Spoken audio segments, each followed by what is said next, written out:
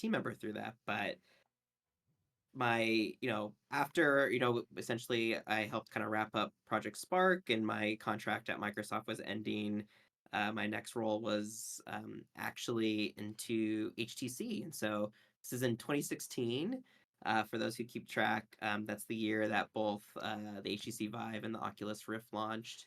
And it was very, very exciting time. The first like actually purchasable like consumer headsets pretty much you could ever have up at that point, at least in the modern era. And, you know, uh, Brian knows a guy named Raul.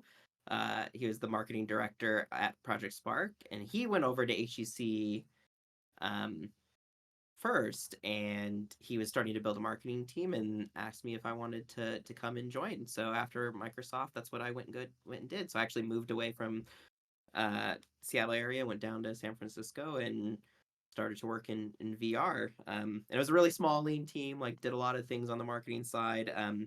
But my passion has always been the creator space. It's like why I joined tech in the first place through Project Spark. So within that role, I really started to focus on developers and the people building experiences for VR. So people working in Unity and Unreal most of the time to actually go and ship these experiences. So first was HTC Vive, did that for about 4 years. Love the space, love VR a lot. It's like crazy cutting edge, and had the opportunity then in 2020 to come over to Meta. At the time that was Facebook, and they had Oculus Quest, and have been there for now almost 4 years.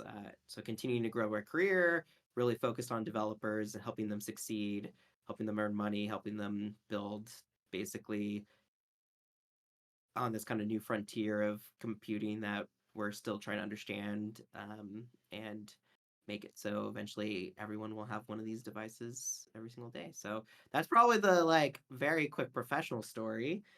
And on the personal side, a lot happens in 10 years, but probably the two biggest is I have two kids. Oh, So I have a almost 4-year old, and then I have a 17-month-old, and both boys. And yeah, it keeps me extremely busy. So just came down here to do this while I was putting my almost 4-year-old to bed. So well, yeah, you and Brian have a lot in common then. Yeah, I have two kids also. ah, there you Um, go. Yeah. and then there's checking on how's audio sounding to people. I noticed this thing was quiet. Well, it's quiet on Twitch. It seems to be okay on Discord. Now no audio on Twitch. Oh, so Mescad, I'm not calling you out. Like, appreciate it. Just it's okay. Um, that's That's out of my sweet. hands, unfortunately. But Brian, I had forgot to hit the record button at the very start of this. Did you remember to click the record button? No. I was Okay, but bringing up OBS. I got it like right at the start of Thomas's answer. So they don't have my answer, and that's totally fine. I am not the focus of this. Um, but so I almost said Thomas's partner's name, and I didn't clear that with them in advance. So I didn't want to like Oh, it's I yeah, mean it's yeah, just Katie. yeah. Yeah, Okay, it's yeah. fine. But I hope she's doing Yeah. okay. Yeah, she's doing great. Yeah, has her hands full. Oh yeah, I can Even more imagine. so than me. I get to like sneak away and do work once in a while, and get a break. Um, but yeah, no, she's doing awesome. Yeah, Moose has had the pleasure of you got to meet her in real life, which is Yeah, awesome. I hung out with you guys for a week, and like Yeah, both Thomas and Mrs. Thomas are amazing people. Katie is a fantastic person. I couldn't have asked for two better hosts. yeah. I'm definitely the lucky one on that. She's my extremely much better half. So Are you still in the Seattle, greater Seattle area, or did you move back home? Or yeah, so we were in the Bay for a while and through most of COVID. Oh yeah, that's the other thing that's kind of happened in the last 10 years. um, but we're actually not too long ago, a couple, I guess roughly about 2 years ago, we came back up to like the greater Seattle. So I'm not in Seattle, but I'm in around now. So yeah, when we started to have our kids, we were like, well, we weren't loving the Bay as far as like a place to live in to raise our kids. So we came back up here and love it. Zero regrets. All right. So now we're going to move to phase 3 of the introductions, which is Brian. And still saying low volume. Thank you, Mescad, for playing around with it. I know like Discord to Twitch isn't easy. No, Uh, which was why yeah, we were originally going to not do it, but it seemed like if it's possible to give it a go, then why not? But at but least we have it recorded too. yeah, we have it recorded and we're live on the Discord server, which is was linked in the top of the uh, community stream. So Brian, your introduction. What have you Yeah, been up to? and not only does ZZ Targ have kids, I have kids too. A decade is a long stretch of time. um, I also have an almost 4-year-old and a 8-month-old who 4-year-old was sick today, so dealing with kid stuff, usual. Um, yeah, I mean, Project Spark was my first career in the gaming industry. I was at a like PR firm doing community management. Uh, the same PAX East that Moose, myself, and a few others um, volunteered at back in it was 2014 was where I first connected with Team Dakota, and they eventually offered me a community job in September of 2014. So I came in after Spark, like right after Spark had launched. So unfortunately, unlike I see Tom's in here, I don't have the history of the whole project. I have it secondhand from others, but I didn't get to see the shipbuilding like Thomas said. I got to see the ship go down, and get to see, but still have a great fun ride. So after that, I moved over to Wizards of the Coast, worked on Magic the Gathering for 5 years. I launched Magic Gathering Arena, and then after that, we I now work on Dungeons and Dragons, and very recently moved over to. I'm finally out of marketing. I am on product strategy for Dungeons and Dragons. And that's still what you're doing? Yeah, still Dungeons and Dragons. So I guess the question is, what are you allowed to talk about in regards to what you're currently working on, both of you? Nothing except what's public. Yeah. Uh, Me, I've been really lucky to work on some cool projects. I got to work with Paramount on the movie. I got to work with Larian on Baldur's Gate 3. Every D&D game since 2020 I've worked on, and got to do some cool things along the way. Working with great people who are much better than me, and just getting to help support them. Like Larian, for instance, my only claim to fame really is just helping promote them on our channels, and then helping their collector's edition box behind me come together. There's some stuff they needed us to help them get in there. So beyond that, like all their ship, all the cool stuff was all them, and we were just kind of in awe of all the amazing stuff Larian was doing on Baldur's Gate 3. So excited for that game in particular because I've put 250 hours into it. Playing it, yes. Yeah. And then I'm working with somebody who actually worked on Core, which is Unreal Engine's version of Project Spark. Um, Core had a few other Spark people work on it, so it's been fun to reconnect with people through that as well. How about you, Thomas? What are you up to over there at Meta now? Meta. I mean, it's mostly all about this thing. So we launched Quest 3 last year. Would love to hear like in the chat, or obviously if either you two are into VR, I'd love to hear about it. But yeah, like it's tough to build for.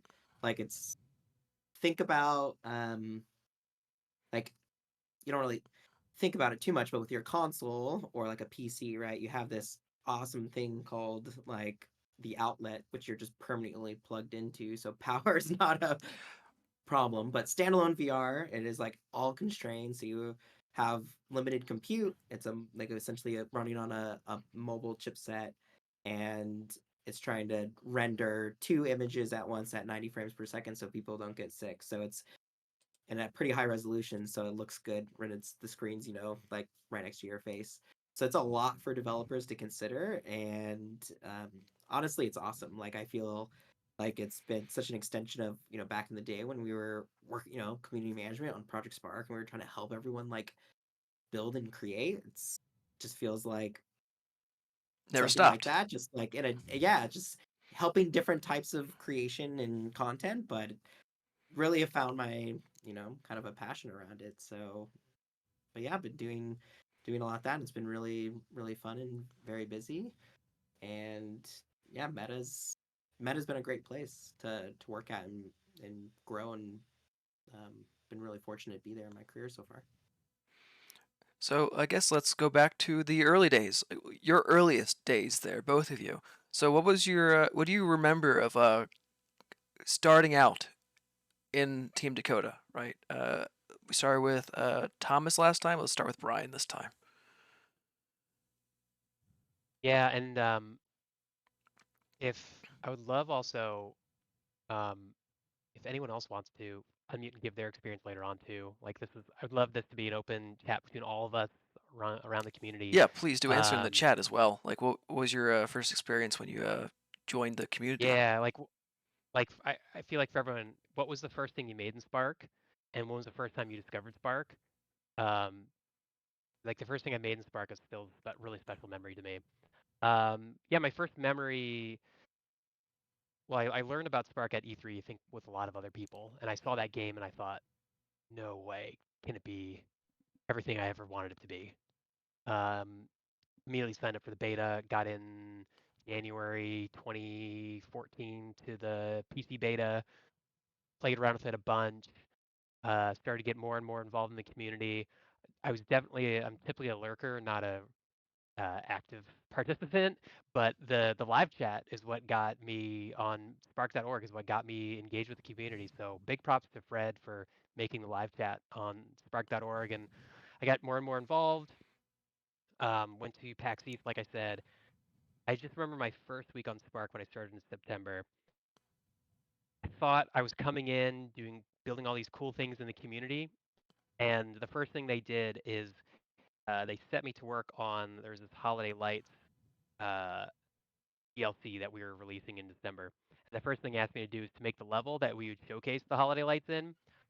And it was at that moment I realized how much worse I was than everyone else at Team Dakota. I remember the first day I was like, "Ooh, I'm way out of my league here. They're gonna realize definitely they hired an imposter, and they're gonna realize they made a terrible mistake." And I remember BJ had me at his desk, just like he said, "Yeah, just like spend your lunchtime building this level." And I built it, and he came back and he said, "Oh, I'll take it from here." So my first week was, "Ooh, I don't think I'm gonna last." It, but it was what I didn't realize is everyone was just so kind there and so positive that they really just everyone had each other's backs and they helped each other out, and it was um, still the most fun team feeling experience I've had in gaming. I've now been in gaming for 10 years. I've worked on a bunch of different teams, and still that the feel of that team all showing up, even when we like all slept in the office building the Conquer level, like it still just felt like one team, all with a mission to make what the fans wanted. It was just awesome to be part of it. I still think so much about everybody on that team, how passionate they were, and I really do think uh, it's because the fans were so passionate. Like, I came in as a fan, we're all fans of it. And because of that, just the amount of love that everyone on the team had for the game, I've not experienced that. I have seen much more cynicism from teams and much more despondency than I ever saw on Team Dakota. And they're such intelligent people. I was always the dumbest one in the room. It was awesome being in these rooms with all these people who were so much smarter than me and that I got to learn from. So that was my first experience and kind of my summation of my experience in Team Dakota. All right, Thomas. Oh man, where to start? So like everybody else, like essentially when the world found out about Spark, I was already kind of a, I don't know what you want to call it, Microsoft, Xbox like fanboy. I mean, I just watched what they were doing, had the Xbox One already. That's the, I don't know how many people ended up being like, actually would love to hear in the chat. Like if you primarily built on Xbox or PC, would love to know what the breakdown is here, but I absolutely was fully on Xbox and that's how I did it all. And I thought the way that they translated that control scheme like for coding was like I coded way faster on the controller actually than I ever could on PC. Just like using the radio wheel. But anyway, I digress. So I was, I think with the E3 announcement, all of that. But I think one of my first memories was there was two things. So Xbox had this contest like during that period. There was like this gimmicky video tool called Upload where you would like have to make a video about like a game you were excited for. And I remember like basically taking some of the footage from live streams that the community team did and from trailers and like stitching together this trailer for upload and submitting it. And I got it was like awful. But I was like already was starting to feel very emotionally attached to this game I had never played. And then another was they had this opportunity to go to a Microsoft store. So those are no longer exist anymore. So a victim of COVID as well. But there was it was actually at University Village, so close to my school, which was University of Washington, and they had this like demo day where you could go in and play Project Spark, and some of the Team Dakota was there, and it was Claude and oh man, I'm gonna forget his name. Can't I remember his name? It's been 10 Oh years. It's all right. yeah. Uh, sorry. So yeah, Claude and another team member, and it was like first hands on I ever got to play it. They had tablets out or the Xbox and all of that. And actually, Eric in the bakery, another awesome community member, showed up to that same event, and we like had met and talked and yeah. So that was my first time meeting him and joining. Or kind of like seeing the community in action, which was great. So yeah, and then it was just got hands on the beta, played a ton. In the bigger chat I shared kind of my master plan was to, I played a lot of Gears of War at the time, and so I was like, I want to basically build Gears of War in Project Spark. It was like one of probably the hardest genre I feel like you could even attempt.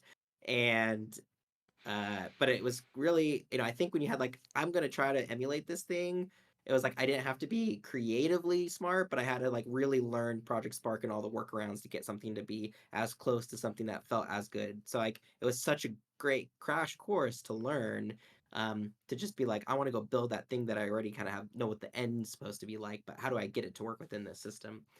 And so yeah, I had a number of projects all in around trying to get to Gears of War, and a few of them got featured, which was really cool.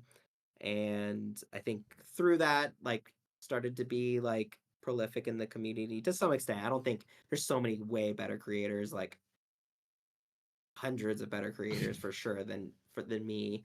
But they asked if I wanted to come demo the work at PAX. I guess it was just PAX Prime at the time. I guess it's PAX West now. So I was local, and that's when I met some of the team, and then got brought on. So I think I joined like March 2015, and It was before Conquer. it was I'm already trying to remember. before Conquer, but That's right. it was Yeah, 'cause it I was where remember you like and me in the office long I nights was then. too new Yeah. to be very helpful. That was basically I joined and you were like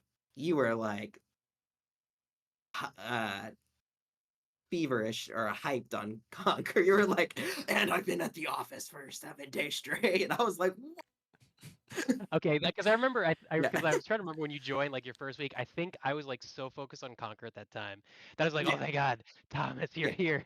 I can give yeah. you do all that stuff. I'll keep building the Conquer level with everyone else. Yeah, that's exactly what happened. And your commute was crazy. Yeah, so when I started, I actually was living in Olympia at the time, so I don't know if people have that map in their head of what Washington State looks like. It's like an hour and a half away, basically. And I hadn't moved yet back up to the area. And I was living down there for my other job, so I had this commute for like a month while we were gonna end up switching where we live. So yeah, that was pretty brutal, just from that commute perspective. But yeah, I mean, I think the team was so already. I think the team was when I joined. It felt like some people who a lot of the familiar faces that I had known like through beta and all that had already kind of rolled off. I think some people were at Minecraft already, but it was still like a tight 30 is what it felt like when I joined. And then we pushed through Conquer, and then there were some great updates after that. I mean, I remember being so excited about getting like brain variables or like like there was like where you could like save and Right.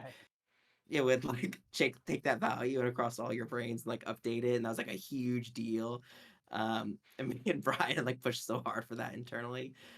So there was a lot of great wins. I remember like everyone being together watching the Xbox showcase.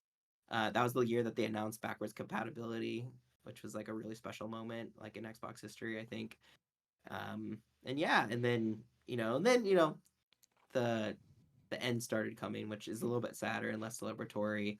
But I feel I would hope, and you guys can all tell me better for worse. Like I think most of my job at Project Spark honestly ended up being like how to sunset this thing gracefully, and We didn't know it's that at the always time, really right? hard. Say that again. The community didn't know that at the time, though, right? Because I mean, yeah, we definitely found out internally and had to go through that. And yeah, it was a little tricky to orchestrate. But you want to do it right. I mean, there's refunds to issue. There's lots of things. But I mean, it's doubly so too. I mean, it's the first thing ever I had to professionally come in and something I loved, right? And they were basically being told like, kill it. and, It's really hard. and that was gonna be Um, me. That was uh I had been offered the job prior to you, and mhm. I don't remember the exact reason for turning it down, other than I liked my job security at the time, Yeah. and We were also like across the country, which I that's that didn't too. know if you were ready to pick up and move. Yeah, I looked at the prices and I was like, oh, it's gonna cost twice as much. Yeah, I honestly don't even remember what the salary was, but that might have come to I don't remember. But my life would have been very different had I changed had I and yours too, right? I mean, you're welcome. I hope it turned out well for you. I hope you're enjoying it. I hope it's like sincerely, not just a oh I dread I missed it or anything like that. It's all positive. Like I do hope that this is what you wanted to do and you're very happy with everything. Um, I have zero regrets. I feel like even with the Project Spark stuff, I learned so much from, and it set me on this path of like I don't think I'm always like if I didn't have that job, I was like going to be prepared and would have spent time with Raul and gotten ready for HCC, and then like that put me on the path for VR, and now I'm at Meta. Like all these things happen for a reason, and yeah, no, I'm thanks Moose. It's all because of you turning down that role. you know, It's a created butterfly this flapping the domino wings, effect. right? Oh yeah. um, So before we get into the end times discussion, which I know is going to be a requested topic, and it already was, as you can see in chat. Um, Yep. I want to Yeah, because focus. the server thing I saw from Lose Its Doom. Yeah, I think I actually don't know that one because that was after I left. But I can tell about the sunsetting that Tom's and I unfortunately were very involved in. But before we get there, let's focus on including the chat. Like, what were Yep. some of your best memories at with Project Spark? For you guys specifically, we're all going to be digging a little bit more for like the inside info because we didn't get it. So like on your team with your time on Team Dakota, what were your favorite moments? And in the chat, what was your famous moments while you were creating or in part of the community? Uh, who did we go with first last time? Was it Brian first I last want to time? hear from you, Moose. You go first. You talk about your favorite Yeah. from the. Oh, that was And then after Moose, I honestly, if anyone feels the courage enough to unmute and say any memories they have, would love to hear from yeah. If anyone you after Moose too. if I know they're not going to be screaming into the microphone, I will give them the ability to talk on the server. Um, So my best memories were like the traveling to the events. Like it was PAX East, PAX Prime, San Diego Comic Con, and Gamescom. Gamescom especially. Gotta go Gamescom. Yeah, that's cool. I got to hang out with James, and James is just a fantastic person. Like you could not ask for a better Yeah. chaperone. He's just an all-around awesome person. Um, but the other team members I was there with also like a whole lot of fun. Like they were great people. Went to dinner with them pretty much every night. Um, it was the only time I've been to Europe, and it was all paid for. It was a luxury hotel, I think. Um, the flight was a bit rough and indirect, but nothing I can do about that. Anyway, that was the plus. That was the highlight. But also like having like direct conversations with the developers. The rough part was remembering what was private and what was public at any given time, and having to like speak in riddles to the community, like, oh, I think this is what they mean when I really knew, that sort of thing. Um, so the CAG was awesome. The CAG calls, which I think both of you were part of prior to being hired. So, Yeah. Yep. and a few other people here were also part of the CAG as well. That was a novel creation, I think. Uh, Working the booth at PAX being the first time that happened, like we had to pay our own hotels. I shared a room with Wirt, and he was a ball of energy the entire time, just like, what if they do this? What if they do that? And I'm like, yep, that would all be cool, but what about priorities? That sort of thing. All right. So I guess I think we went with Brian first last time, so let's go with Thomas. I must have messed with the order, maybe. I don't know, but Thomas, go. Yeah, you're fine. I can. Yeah. So I definitely, you brought up PAX. That was like really my first time spending time with the team. I was not hired yet, so I was a community member, and love that. This would have been like August 2014, and I particularly remember them taking us out to like a really nice dinner, where we got to spend, I think it was like Ruth Chris or something. It was like Yep. really nice steak place, yeah. And I sat next to you, uh, and on the other side of me mhm, was Sax, and we were just mhm, giggling like yeah, schoolgirls. Like, yeah, I can't believe I'm sitting next to Sax. yeah. Raul was there, Yep. and yeah, like I distinctly remember that. I think Aaron Greenberg. Is that how you say it? Yep. Yeah, from Xbox was there. Like, so it was like really awesome to have that leadership dinner and just like the excitement and everyone really believing in this. And I think this is true for like for the rest of my career too. But when you get people from senior positions like that who really kind of believe in like that what you're trying to do and accomplish, and if there's other Spark members or team members from Team Dakota here, you would probably relate to this, right? Like you're just building this thing, right? And you just want people to like love the thing you're doing and want to believe in your vision for it. And true for all the people here who are building and creating your own experiences too. Like you kind of seek that validation, right? You just like want to put that out there in front of an audience and have people like react to it. And I think it was just cool coming as a community member into this like space and seeing like here's all these physical people, real people who love the thing that I do and want to see it grow, and have like the same way that it resonated with me, they believe that too, and that's that spirit. That just stuck with me, um, and it made it really easy to when the job eventually came my way, made it really easy to say yes to it. um, while on the team, if these are all still on YouTube, but I distinctly remember our like Friday Let's Plays where we would get all the Yeah. team together and play in a room.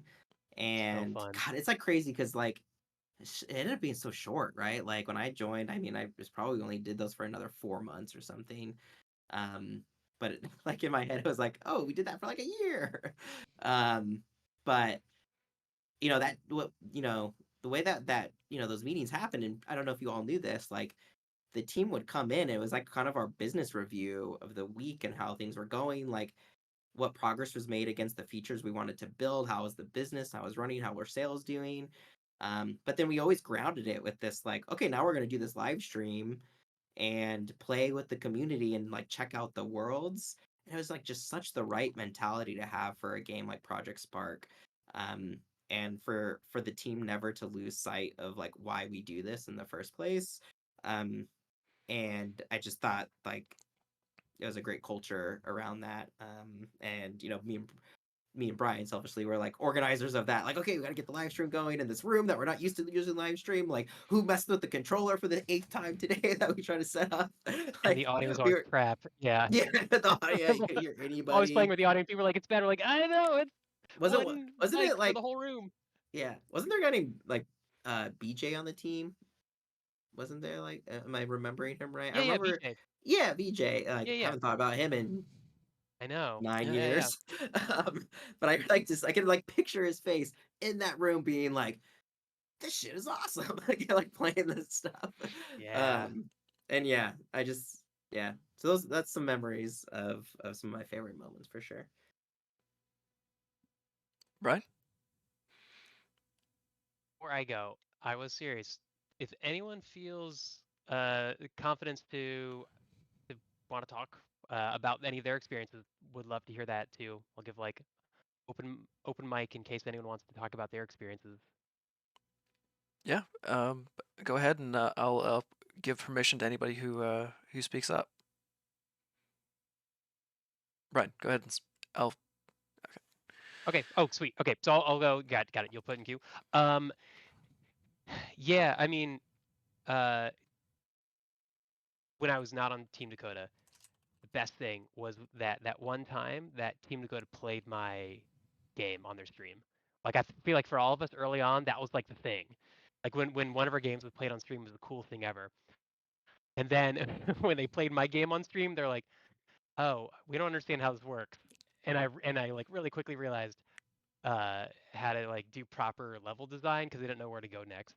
So, but it's still like amazing that they got to play my game on stream. And then yeah, I mean there were so many cool memories um when we were there at Spark. I definitely also agree the live streams were my highlight. The thing I was happiest about is Zach and I, and then Thomas and I did weekly um, education streams that always and covered a game mechanic. I distinctly remember one time that Zach and I mid live stream forgot how to make the mechanic and were so dejected we had to stop the stream halfway through and go back and take our notes. So, but like the stream I was actually happiest about, which I think is still on our YouTube channel, was um, Dragon Age Inquisition had just come out. Love that game. I love any fantasy RPG. And I had a stream about the mechanics of Dragon Age Inquisition, and that is one of my honestly like the most fun video I've ever made. Is just like how to do the mechanics of Dragon Age Inquisition. I love doing that stuff of just like going deep into here's the mechanic from a game you could build to just show like whatever games you see out there, you can make it in Spark. And then the other, I'll selfishly add a second one, which is we used to do these weekly art meetings, and the I think Zach had the idea. Somebody had the idea to start at the very end of each art meeting, bringing in community art, like community levels, and those kind of like the Friday streams, all the artists seeing their work made, like Defco's levels. Like Defco's known around the office as like, is this a new Defco level? Oh my god, that's so cool. And so just also that same celebration at the end of every art meeting, because this was like artists who'd been in the industry decades, and they're showing their cool concept art they made or cool new like 3D render they made, and they all were so excited at the very end when we showed off, like Thomas and I or Zach and I would prepare art of community levels. They'd be so excited to see what the community levels were for that week that we would show. So again, it was same thing that Tom's was saying, like just grounding and the team in the right way of thinking, the right frame of thinking of like how our stuff is being used. Here's how we need to make it. There's always this philosophy where every single prop had to have at least 3 different ways that you could utilize the prop in an easy to understand way. And like I just think that that helped people be more creative, even though it was like in a very distinct art style, which we can certainly talk about. They still always thought about even that distinct art style. How do you make a prop that at least can be used out of the box in three easy to understand ways? Makes sense. All right, so our first guest up is going to be Lucid Stew, who is a longtime community member who had moved on to Dreams afterwards. So, Stu, are you with us? You have the role. Should be able to speak.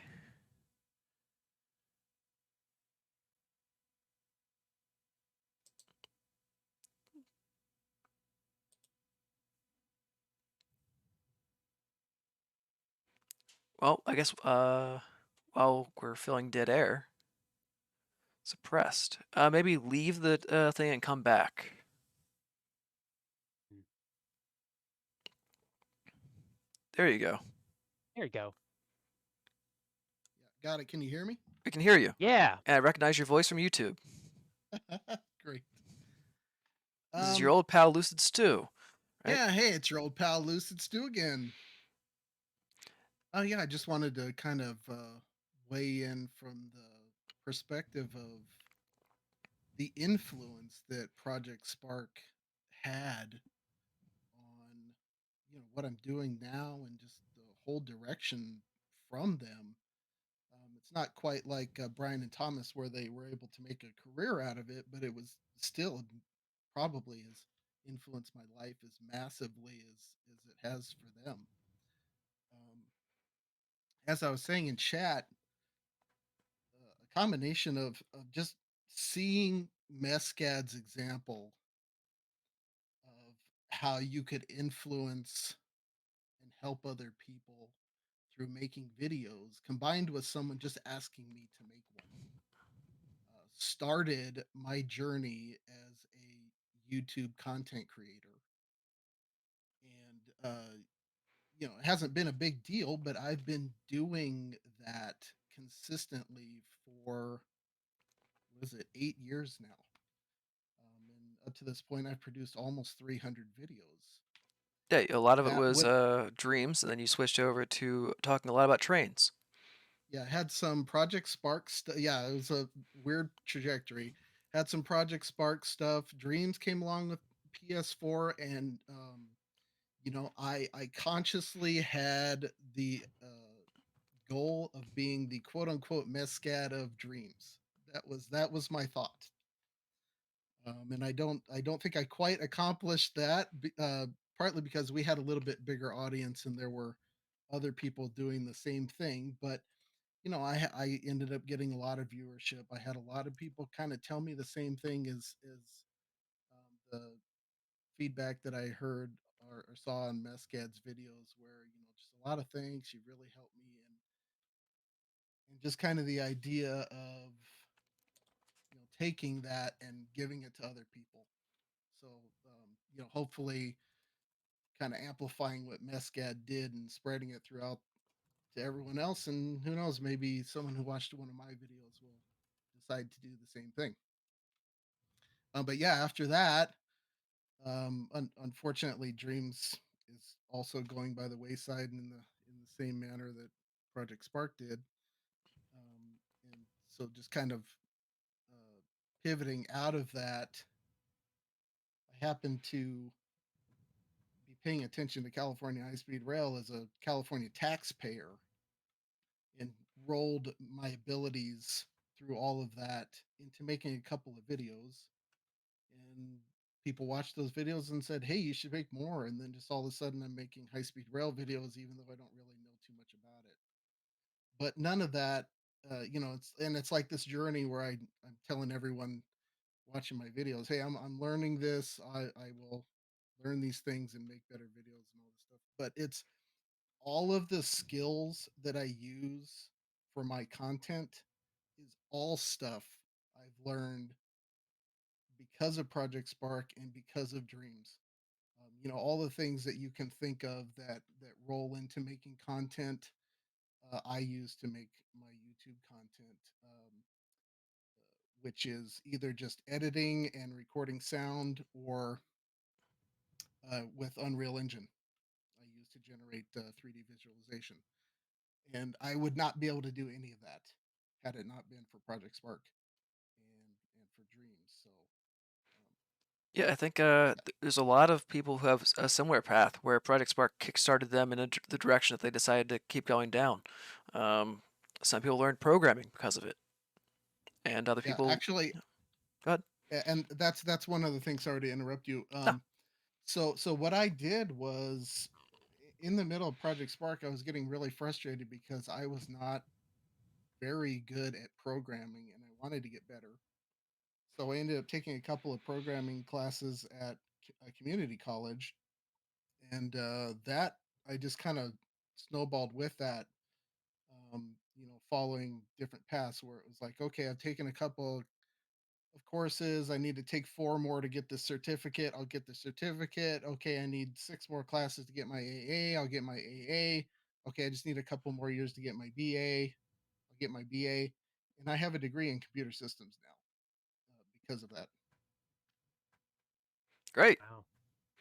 Yeah, I mean, Yeah, Lucid, I remember you said this earlier in chat, but all of our forum conversations, I saw those with love. Like I know like a lot of people start like to argue, but I thought it was the greatest thing ever because it was like this family of people on the forums together.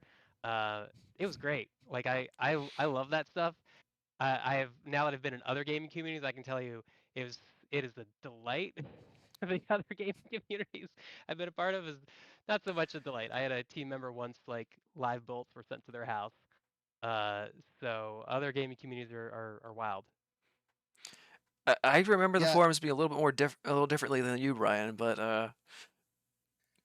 I was gonna say No, I thought it was great.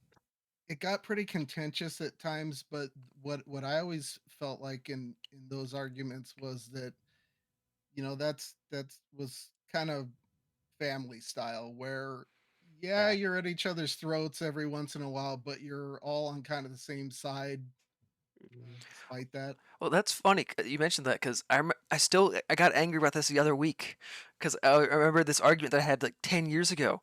No joke, on the forums where I said not everybody agrees with you, and then people on the forums were dogpiling. It's like, no, not everyone doesn't agree with you, and I'm saying no. I'm saying like if there are people who disagree with you, then not everyone agrees with you. That is the logic, and it went on that had a giant tangent, and I swear to this day that I am right and they are wrong, and I'm just taking a shower. I'm like, oh, those idiots. So anyway, Let's see what I've learned is just the best ideas in like every company I worked at come out of arguments. And like the best team Mhm. mentality is when you argue, because I'm pretty sure like Zach and I argued. Yeah, Thomas, I'm pretty sure you and I argued many times about things to do. Mhm. And like at the very end, we'd argue and be like, that was great. That was a great argument. Like Yeah. it's yeah, that's why I think arguments good. Like I know people shy away from, it, but I'm a big believer in like arguments as long as you respect. Arguments with respect are the best kind of Mhm. arguments. yeah, you Yeah, can't we go had good back. conversations about like I think like moderation was always tough. And it was always good to have like another Yes. person, right? Like Yeah, oh talk yeah, definitely. through Many a like time. what's Should we the moderate right this or not? action right now? Yeah. Like um I was just telling Moose about like a time where I mean we're all like the heavy creator side, but I remember like on we had issues with like achievement hunting communities, right? And like coming in the rankings, getting like all of a sudden all these like upvote me please like worlds would like crowd out all the like true creations and stuff. And yeah, those were some it was hard, but like achievement hunters had a place in the game too, but it was like very different from the spirit of what we were going for. And so it was like always good to have that discussion. Absolutely. I remember Mike came to me before the release of the achievements and just said, "Hey, could you give me a look over of this and see if there's anything wrong?" And I was like, "Yeah, those look fine." And that's one of my biggest regrets because if I had known what those uh, achievements that require other people being involved would have done to the rankings on the the feeds, I would have, you know, at that very moment said, "No achievements that require other people, otherwise you're going to get what we got." Yeah, no, it was an interesting time. Definitely a good learning experience.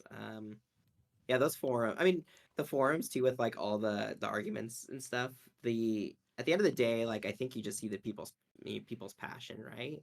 Because I think the worst thing for a community is like Apathy. exactly like as soon as people stop caring, and then it's just there's no conversation. Well, for all the people who don't want to go and leave comments on the forum, right? Which is like the majority of people kind of lurk. Their community like completely disappears from them.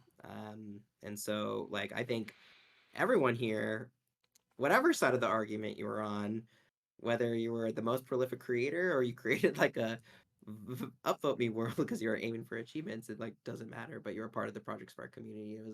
We were all like way better off by having all of us part of it. So um, and Lucid like thought that just like love your journey into content creation and how Spark kind of set that off for you.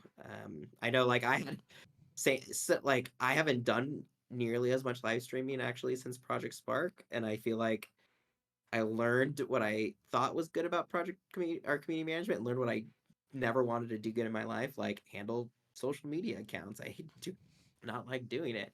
Um, and yeah, and I think a lot of people would have similar stories. I'll just call out, and I don't know if Mr. Wicket wants to jump on to the call or not, but I just love their point here saying that they participated kind of in that last epic game jam we had.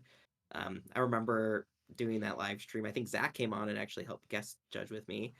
Um, and he says he's basically been a game designer now. He's finishing up his playable slice on Unreal Engine 5. And it, hey, yeah, Mr. Wickus, he'd jump on the call if you want to give him permission. Sure, it's gonna be a little Please. different because they're not in the channel I have access to while I'm streaming. Okay. And I also want to say, Lisa, it's been great seeing your dream stuff. We follow each other on Twitter, and so I've been seeing your stuff pop up, and it's been really cool to see. In general, a lot of the creators move over to other creation communities, like Wirt on Fortnite. Yeah. It's fun following that. Okay. He's the last person I saw in person, actually. I saw him at a GDC. Oh, cool. Yeah. Yeah. So All right. we ran and caught up. Mr. Wicket, leave the stream and then come back, and then you should have access to talk. It just needs to update your role by you leaving and coming back. Yeah, with Wirt early on into Fortnite Creative, I think before he got onto one of the teams, he was telling me about it, and he was like, "Hey, you should come over and do this." And I'm like, "Nah, I think I'll stick with Dreams." And then it was, a couple of years later, I was kicking myself on that decision. The best time is always today. You can always do it. In fact, like especially now, Fortnite is really going much heavier into content creators. Like before, it was sort of a passing fad for them. They didn't really know what to do, but they're really embracing it. And there's like a monetization path.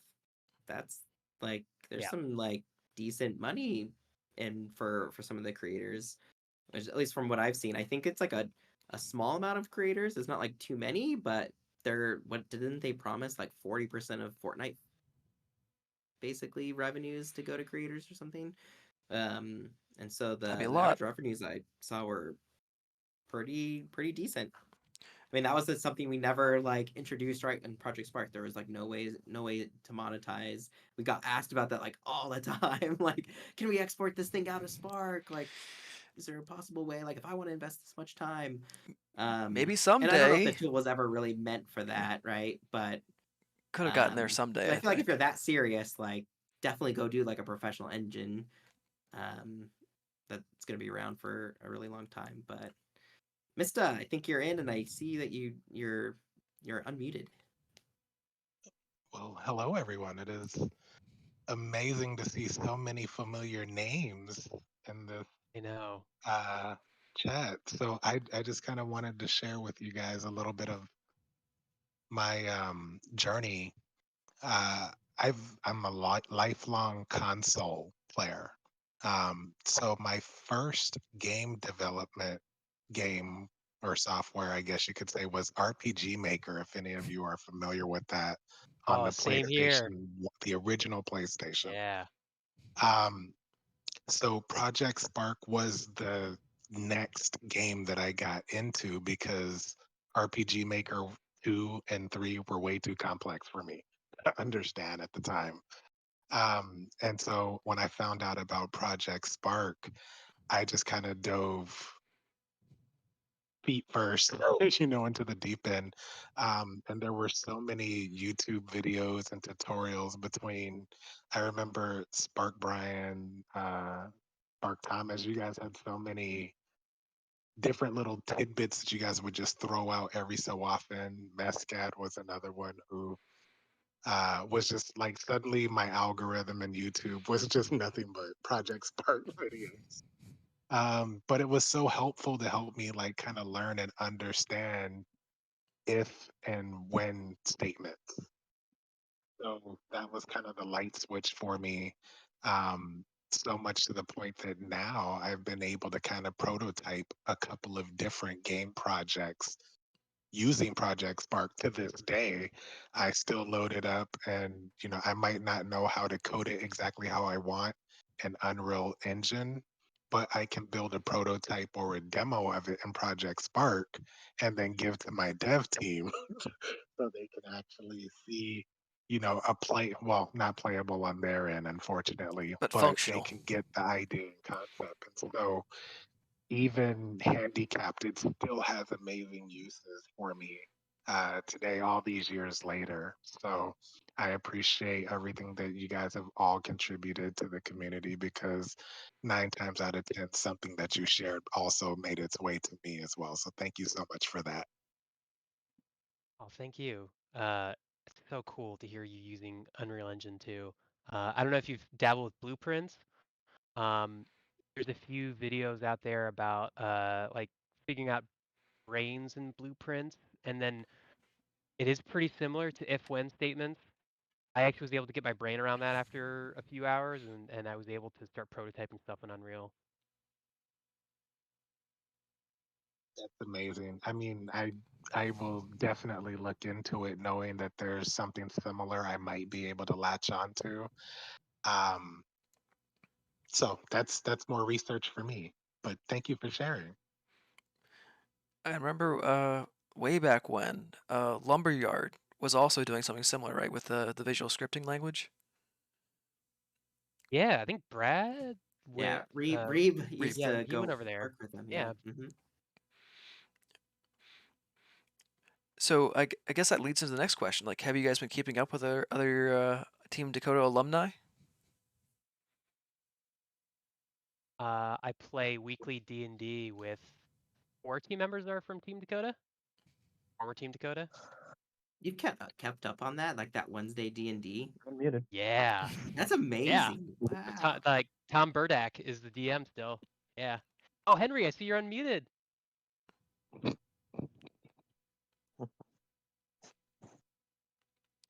Henry, feel free to chime in.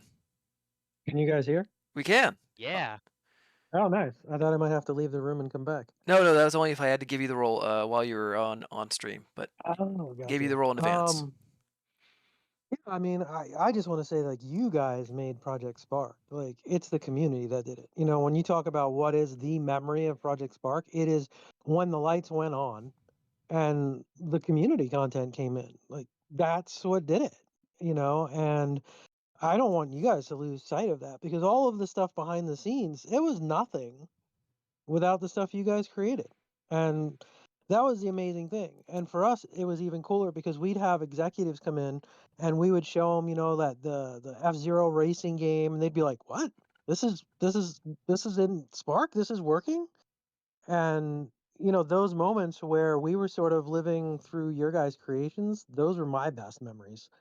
And yeah, I didn't want you guys to lose sight of that. I wanted to thank you all, and even guys from like day one, like Swarmhammer, still remember him putting together the space shooter. Um, it's I don't want it to sound less, but like the proof of concept, like we always had it going. What can be made with this? And when you guys used it and showed us what can be made with this, I think it exceeded our expectations too. I mean, it really went to the limit with the last game jam where Wirt and his team. I don't remember exactly who was on his team, but I remember it was like 5 or 6 people. Made that giant, massive thing with that was fully voice acted, Oh and yeah, then Defco and Yeah. Zfools made One Time Hero, which looked amazing and was basically a Souls-like inside of Spark, but a shooter. So I remember hopping into some of the streams and seeing those. You know what? You guys didn't know, but a lot of times on the team, we would get a level and we would go, "How did they do that? How did they do that?" And like people would be scrambling behind the scenes, going, "How did they make that happen?" by trying to break it is how they did it. Well, yeah. I mean, that's the way things are these days, right? Test the boundaries and try and break it. Yeah, basically white hats for you. Yeah, well, I remember the best saying was when you release a game, you suddenly have, a couple 100 million test hours on it that you didn't expect. And Project Spark was definitely about that.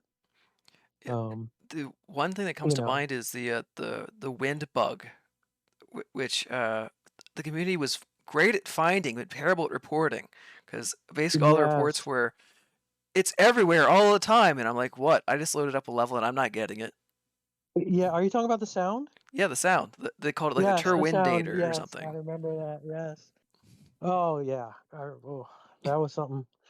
I mean, that was the problem too with the bugs, right? As you guys probably know more now, but you kind of go through this golden path every time you put out another release, right? And for Spark, like, what was the golden path? So what we used to do, and you guys remember this, we would take like 10 of like the hardcore levels that just tested so many things.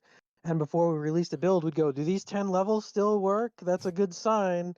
Um, but of course, with Spark, you just missed so many corner cases. And man, if you broke something in the brain and suddenly it was like everybody's level shut down or somebody started doing something or all the physics were broken. And I mean, the testing was unbelievable. Unbelievable. But, again, like I can't say enough that we initially set out to make something that, the community could take the torch on and the community could take over and build things that we never expected and it happened. It happened. I know that the project overall, it's unfortunate it's not still around, but seeing a bunch of people. I don't know if you guys remember Corey. He put out a pretty amazing game in Dreams. um just seeing that type of stuff really at least for me made it our goal, like that we accomplished a lot. Though again, I would like to have it for 10 more years, so we could still be talking about like this episode 900 of the Project Sparkcast, but instead of episode 90.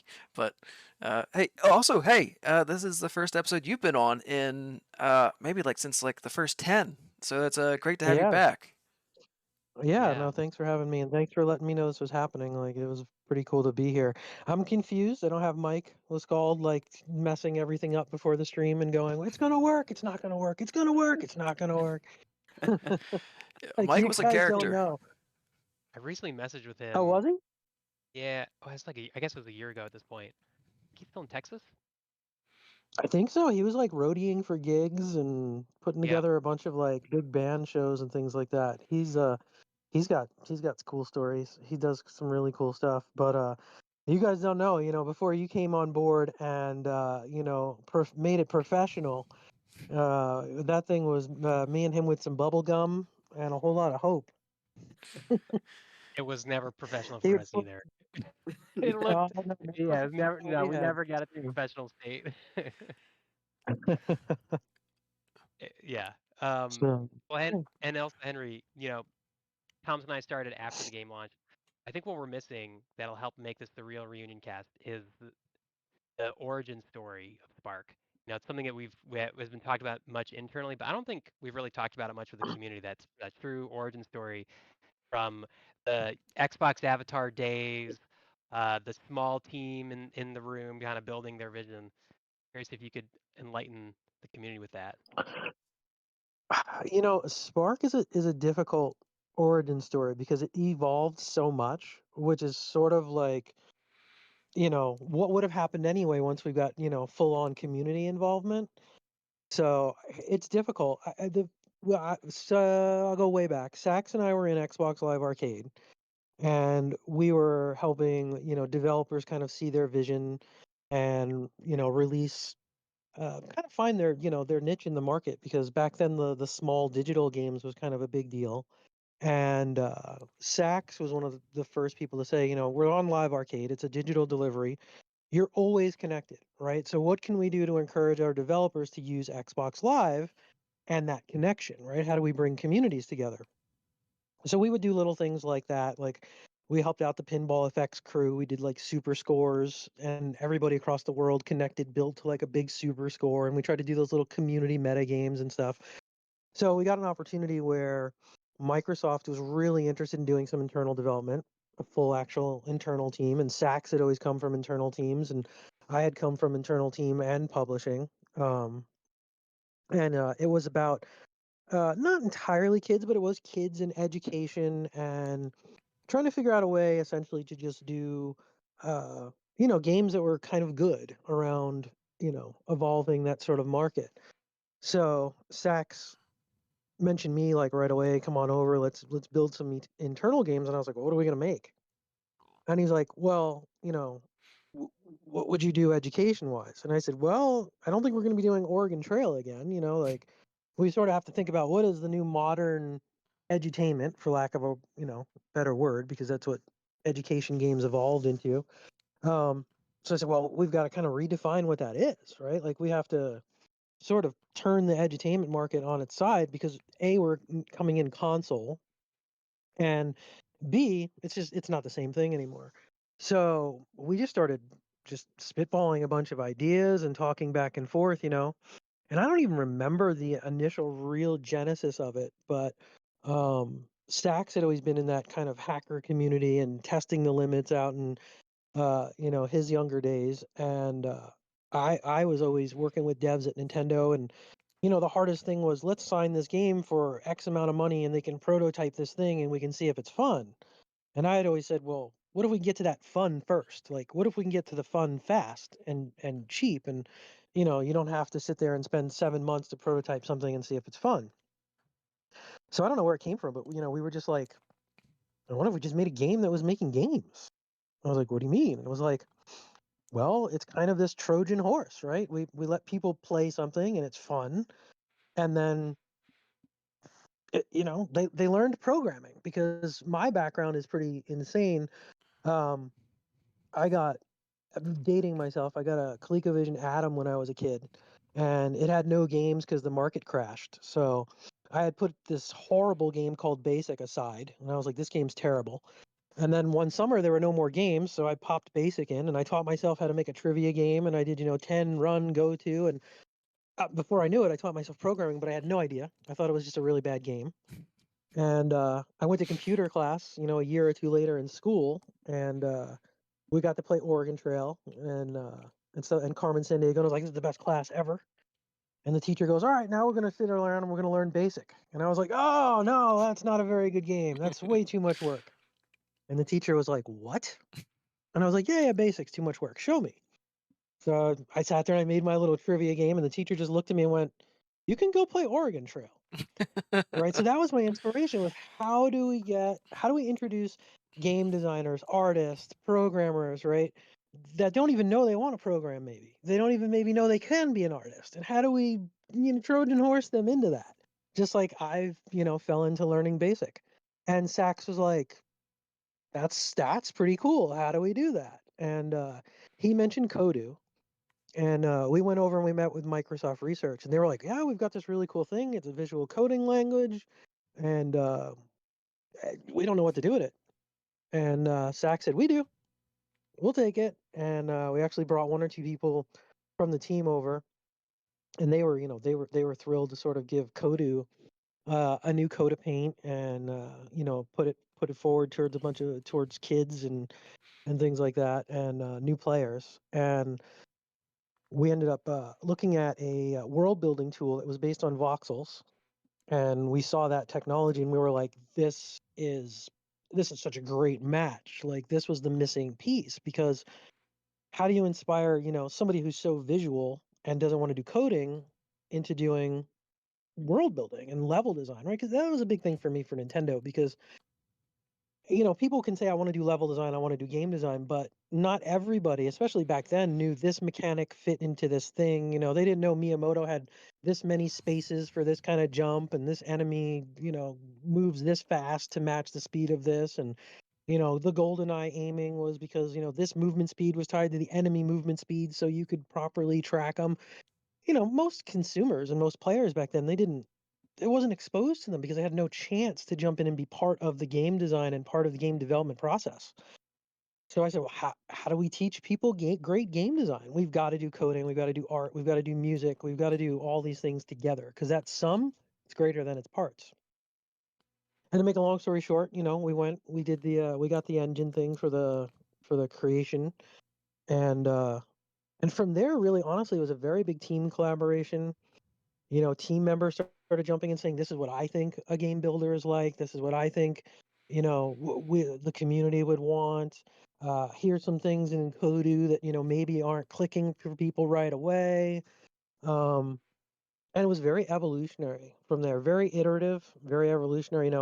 Um, Sax and Jesse and a lot of the leadership, I think, really made Spark possible, because they put together very agile systems that would allow us to do that kind of stuff. I couldn't think of too many other games where you throw something at the community and the community's like, hey, I can do something 400 times faster if we just had this thing.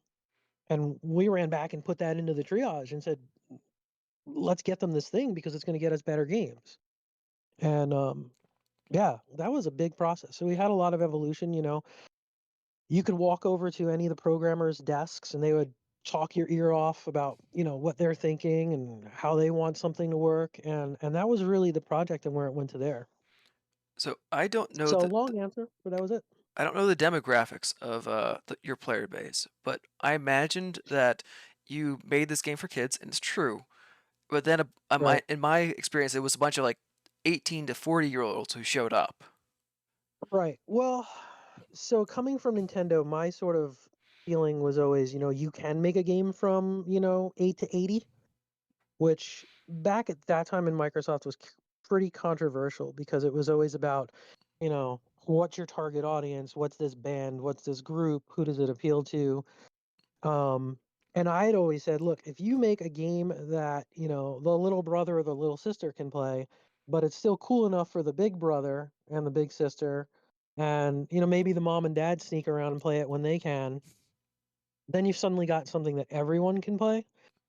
So, it was a really tough balance. We wanted the visuals to be welcoming and, look inviting and warm and kind of happy.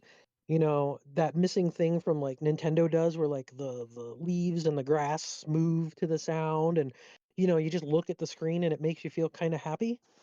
We're looking at that, but yeah, you're right. We knew under the hood, once you cracked the shell, that was going to be a pretty deep experience. Um, so we struggled with that. We really did try and do from 8 to 80. That's a lot of where the templates came in. We wanted to make sure that the younger players had access to templates, because first of all, their attention span is going to be shorter. So either they jump into a game, and they think this is something fun and something cool, and they might try others, or they jump into a game and they don't want to try it anymore. And that's the same thing with programming. If you don't get something running on the screen like you expect really quickly, I actually think that kind of deters 40-year-olds too. If you don't get something running on the screen quickly, you lose them very fast. And this isn't the type of thing where like, you get 3 new game releases every year, or, a month or something like that. Like everybody's fighting for, you go to Steam and there might be a new game that just came out now. And then there's probably another game that just came out. So you got to fight, and you've got to impress people in the first, minute and 30 seconds. And that was really, what we tried to do, was make it accessible by getting people to get something working on the screen that they wanted to do quick. And we tried to make it look inviting and less intimidating. And maybe some of that was the art style, not aging up. But it really was about making it inviting and turning down that intimidation level. Because I still happens to me today. I play a game and it's got some crazy UI and 4,000 systems up front, and I'm like, I don't have the time to play this now. I can't get into this. And we knew Spark was, the ground zero of that situation when you open the Kodu brain. For people who are just watching this video or just watching this stream, earlier today, I forget who it was. It was either you or Tom, or might have been Jesse. Mentioned that in response to me saying, "Well, it would have been great if you guys had gotten educators involved," and it turns out that you guys Mhm. did have an I educator did. involved. It's just that there's just so many irons in the fire that some of them just don't come to complete fruition, right? Yeah, I mean, it was always sort of do we make an education edition? Right? It was always sort of this thing of like, how do we deploy Spark in schools? And we had a lot of challenges. I mean, it's 10 years ago, right? But the industry evolves like exponentially. So when we first talked about Spark getting in schools, it was literally like, their IT pipeline couldn't really even support downloads of the software and keeping students connected. And then what does a walled garden moderated version of Spark just for schools look like? And we did deploy it in a couple of places, and we did have some education stuff, but I think the identity of Spark never ended up going that direction, and we were always wrestling with how much of this is an education version. Where Minecraft had a similar sort of path, and they sort of bifurcated it into a bit of an education version, and I think that's where Spark probably would had to go. But we had probably months and months after we deployed it in a couple of schools, teachers just saying, I've never seen such collaboration between kids that normally are just flicking each other's ears and making fun of each other. Like, we sat them down in front of Spark and suddenly they were working together. So I still think there's a huge potential there. I think Minecraft does a really good job. I think a bunch of others, but I think there's a big potential for that, and we kind of missed it, but we didn't really know what to do with it. That's the Yeah, thing, we right? had to on like the community side. I remember um having to like help a lot of these educators like with their deployments at Spark. Like Brian, I'm assuming you had to do a little bit as well, Yeah, but yeah, like the like at that time a big hard thing was just Microsoft accounts, and most students are not Mm-hmm. old enough to even have a Microsoft account. And so often we would have to Yeah. generate these like account lists with passwords for educators to give to students, and then it was difficult for if they were on a shared computer lab and they logged out, and what happened to or like that person's world because it was attached to that account, but they need the next student to come. And then how do they work on that assignment when they're at home? And so there was lots of complications just in and around the like kind of the logistics that made it challenging. But yeah, all the educators, when they could actually like get to it and get everyone working against it, was always very positive. And I mean, I don't remember the specifics, but like I demoed Project Spark in a few places to educators, or like we went to events and showed it off, and everyone was very impressed. Like every time that we did it, but it was yeah, it was tricky without the like that education type of a edition that could get around a lot of those logistical problems. Yeah, I was thinking of like even less formal education, like even just a Coursera course, like where people are self-motivated to maybe like it wouldn't get as much funding as like directly through schools, but again, saying funding in schools, that seems like a what's it called when you say giant shrimp? Uh, anyway, Well, yeah, um, when I jumped onto Minecraft, one of the first things we did was Hour of Code, and Spark would have been just like dead on perfect for Hour of Code. I don't know if you've seen it, but basically they take Minecraft and they have like different themes to it, and they have different hours of code, but we used Minecraft for some of them, and basically, it's an hour lesson, and it teaches kids loops and things like that. And I mean, Spark could have just been perfect for that. The challenges, of course, were how much of Spark was applicable beyond Spark, right? That's something we always wrestled with. Like, where does somebody go after Spark once they hit the ceiling in Spark? You guys alluded to it earlier in the discussion. And we didn't want that ceiling necessarily be there. Saks especially wanted to have games to be able to be, housed in the Microsoft store. And we talked about just doing a game hub where people would load it up and it would just be the UGC, like a little mini store of Spark games. And we'd have a really small executable, not the whole full building tools and things like that. Um, but, we didn't want people to sort of like ceiling out, but we knew that was happening. And we had that kind of issue with schools started using Scratch, schools started using, even, some of them started using Unity and things like that. Um, so what would another Kodu Spark language been to deploy in schools? I think it just probably would have been another iron in the fire for schools and for us. So, bef- before we extend the thing too far, I did want to just like do an introduction of you, right? Because we haven't seen you in forever. So like what we did with Thomas and Brian at the start, I would really like to hear like what you've been up to since, because we do have this parasocial relationship where we watched you for like 3 years on stream, and we think that you are our friend. So could you please tell us what our friend has been up to for the last 10 years? Yeah. So from Spark, we wrapped up Conquer. And I was starting to come down with some mystery headaches, dizziness, and a bunch of weird stuff. And you guys saw less and less of me around. And I know you guys started sunsetting, and I transitioned over to Minecraft. Um, and we started looking at what we could do at Minecraft for a while. So I was on Minecraft for a couple years. We did the VR release. We did the HoloLens stuff, which was really pretty cool and amazing. You guys might have seen some of the debut videos and stuff like that. Um, Yeah, Jesse and and yeah, Brian got me to do a trial of it, and it was really neat.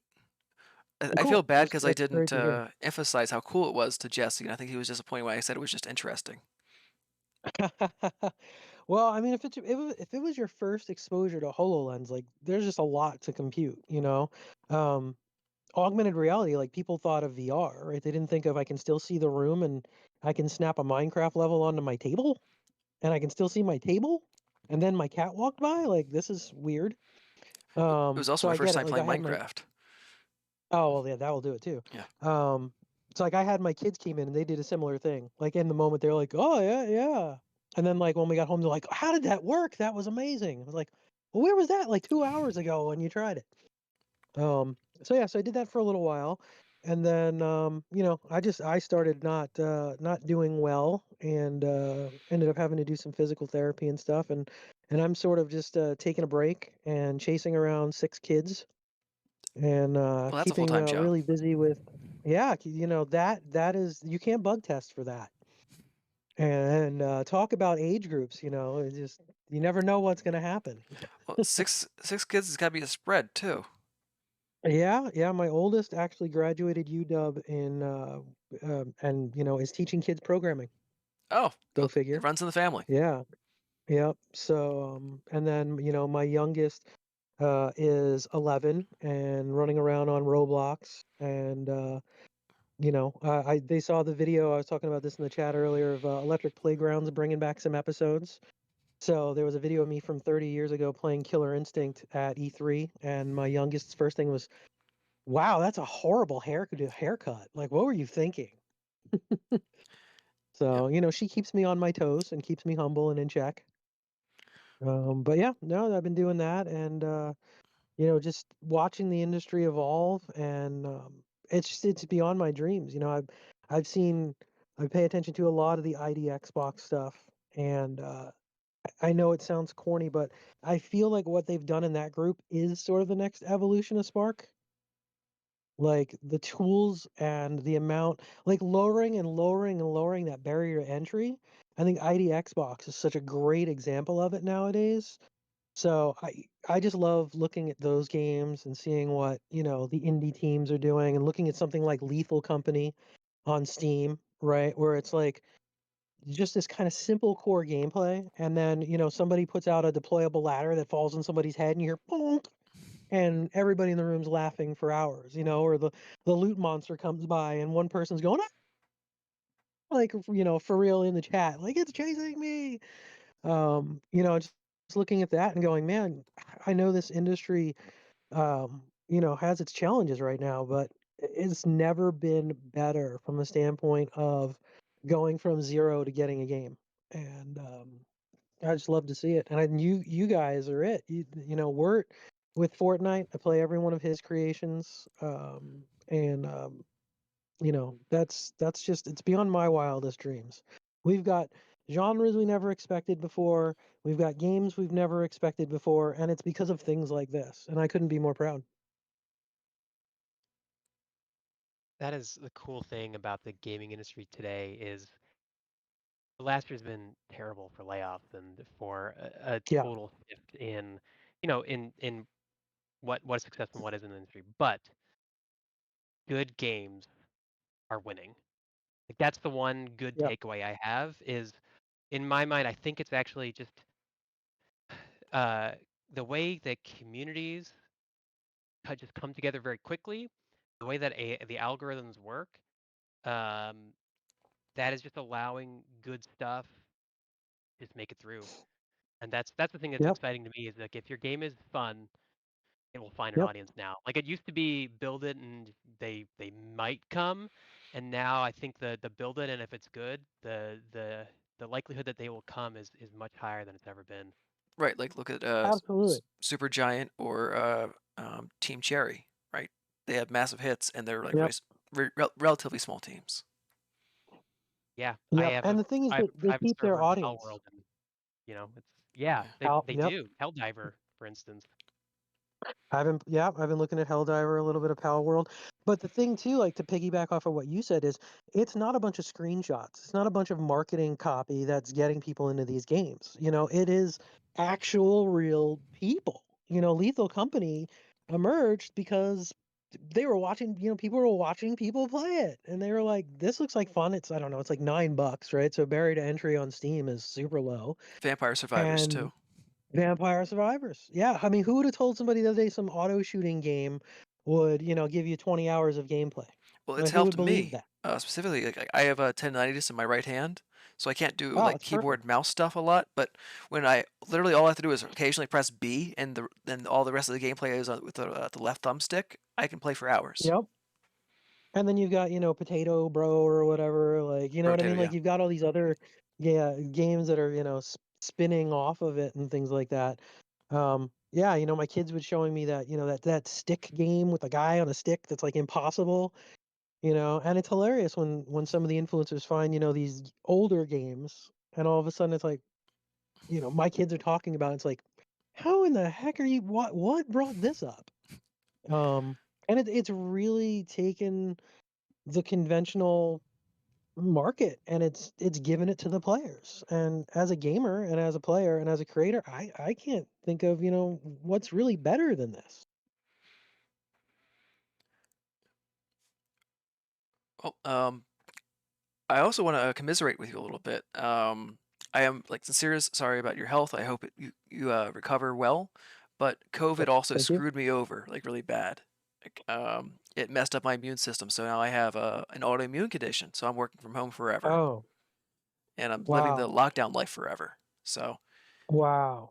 I uh, have a crazy, yeah, my wife actually was one of like the first people to get it here. They tested her and thought it was the flu, and the doctor came back and goes, "It's not the flu. I don't know what this is." And she basically has, some long COVID stuff, and I'm sorry to hear that. It's brutal. It really is. So yeah, I'm sorry to hear that. I hope you take care, and I hope you feel better quick. yeah, I appreciate that. And I hope everybody out there is safe. My brother got a heart condition from it too, so it was just some kind of Oof. you know like it's still around, still people getting it. But let's not derail this too much more. Yep. About No. COVID No. because I But know it's a hot button issue, even though it shouldn't be. Anyway, yeah. No, so it just goes to show that there's a fragility, and take care of yourselves, and you know, and I want to say this, but the community in this world, we need to get back to like looking after each other and things like that. And I think that's important. So I hope you get better. Appreciate that. I think I'm gonna be living with it for forever though, but we'll see. Knock on wood. I know, Yeah. and I'm worried about that too, because people I know that have still had very similar things. It's just, they say I've never gotten sick so much. I've never had this happen so much, and it I don't know when when it gets better. Yeah. All right. So So sorry to hear. right sides of things. So what are some of your favorite memories? On inside the team. Like I know you love Oh the boy. community, but we're trying to like dig in, and for this special, we want to get some of the nuggets that you remember from the behind the scenes, behind the curtain. Okay, I'll go quick. I don't want to monopolize too much because I love hearing from you guys. I don't like hearing from myself as much. Um, I prefer hearing from you guys. I would say getting in the first batch of creations and turning them on and having us gather all around. I mean, we were just like just through the moon, just grown adults giggling. That was a really amazing moment. Um, the E3 debut was incredible. Claude and the team. He just stepped up and became a rock star. On stage, and that was a big moment. That was a big sense of pride. When you get to share a lot of this work with the world. And I think the E3 announcement was pretty crazy and hectic, but it shared the dream of what we wanted to do, and seeing people react to the dream. Even though it was a little over spectacled, was fantastic. Um, this sounds weird, but moving buildings and getting into our new building and getting all the artwork up on the walls and getting the team members hired, like when you guys came in and just constantly seeing new team members and stuff and and just seeing their eyes light up and they jumped in and their passion. Let's see, what are some other big memories? Oh, the controversy when we announced Conquer. That was something else. Uh, was it You know, ha- JonTron? have Yeah, he definitely had an opinion. Yeah. Yep. We I mean internally we were looking for a property that could broaden Spark and something we could, use that was dormant and we could give back to the community.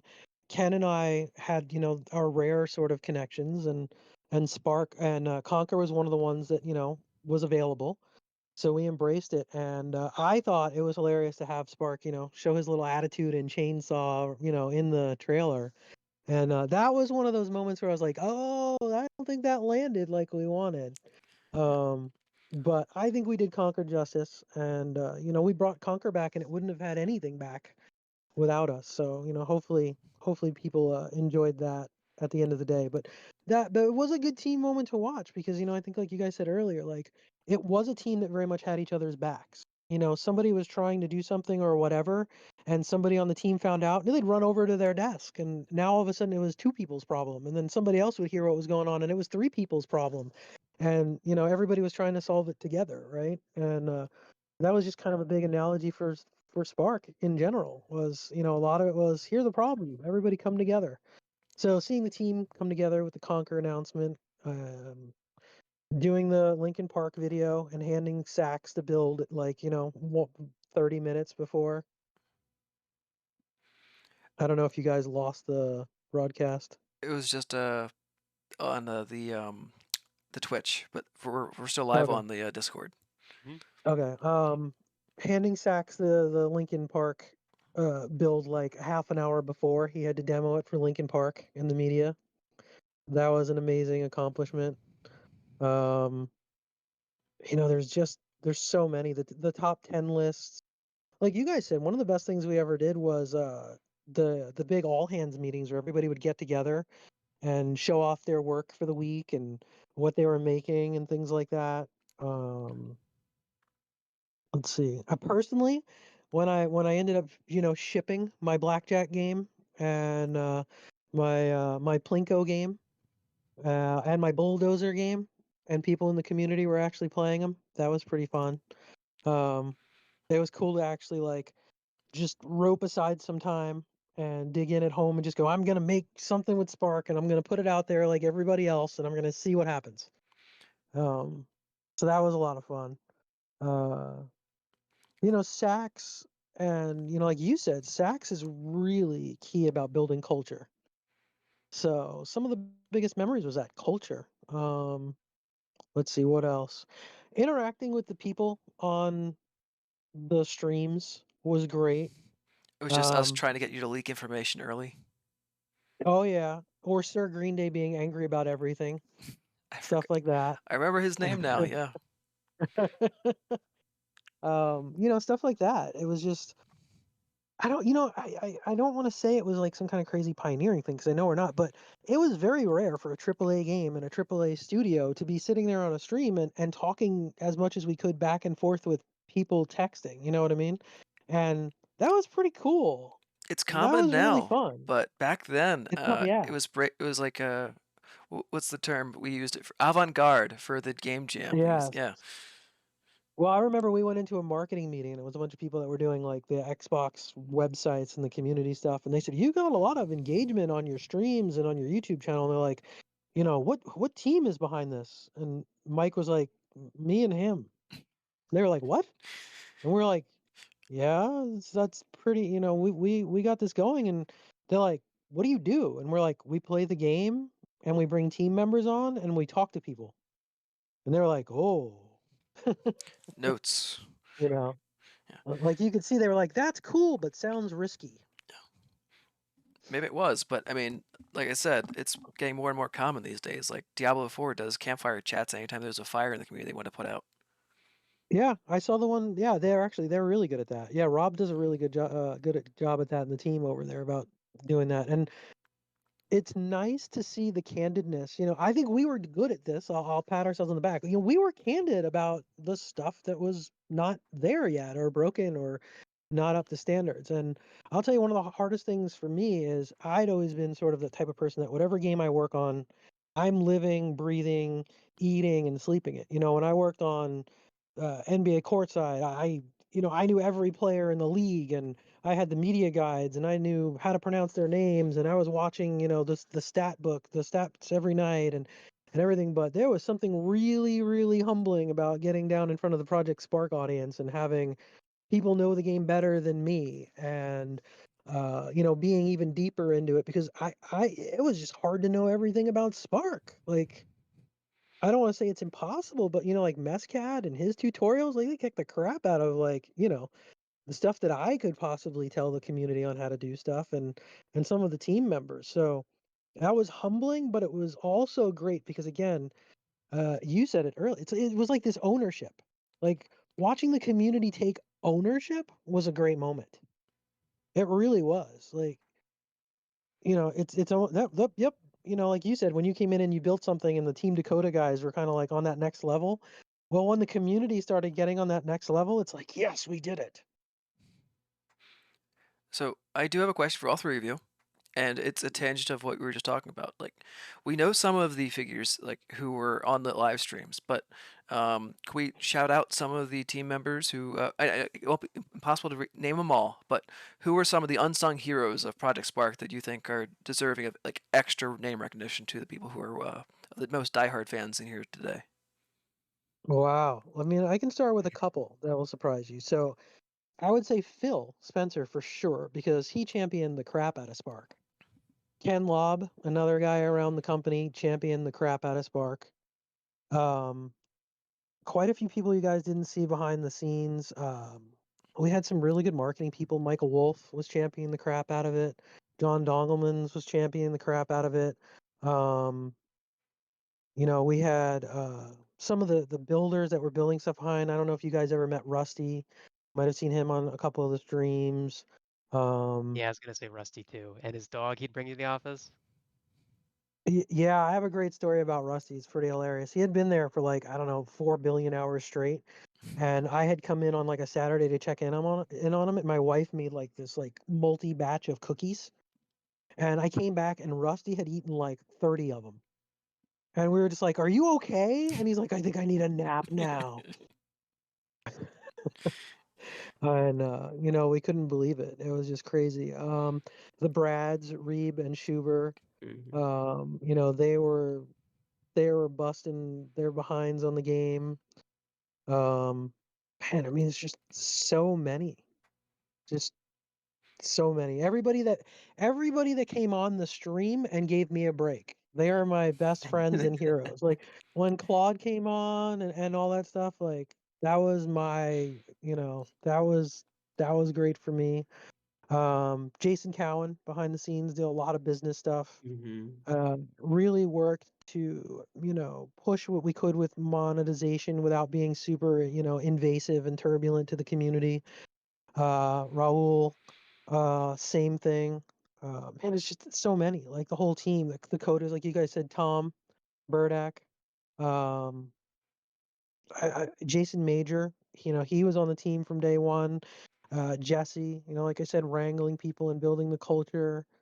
Um, and it's just, yeah. I mean, everybody on the team was like, they had this door to contribute. Like, he's the guy behind the scenes, Scott Fintel, who did all the website infrastructure, and a bunch of the UGC moderation, setting it up with COPA compliance. Like, I don't think anybody saw him, and he was one of the hardest workers on the team. Like, there were so many of those stories. Kim on Crossroads, our partners at Skybox Labs that came in and helped out with Crossroads. Um, Tons of artists. I mean, is always pushing the boundaries. Schuber's team and the artist. I can't say. I mean, this is just being super wishy-washy, happy. I can't think of another team I worked with where the artists and the designers were like so back and forth and just working towards the same goals. Right. That was one of probably the biggest things about Spark was the people on that team were working towards the same goals. Like maybe had some different ideas on how to get there. Um, which is normal, but man, it was just passion everywhere. Everybody took so much pride and love and care. So that's my shout outs. I missed people and I'm sorry. It was so many. I can think of three folks. So Charles on our Mm, release manager, and he was yes. Charles around was one actually of the pretty last late. ones with you and I. Yeah, Yeah, the three of us, the last three. Yes. Yeah, He was one of the people that's stuck still in in the that little office. Microsoft research yeah, he office. he did the move Remember? with us back to Microsoft Research. Yeah, Mm-hmm. That one final, the final Team Dakota room. yeah. We did have our pick of monitors and PCs though. We had so much extra equipment.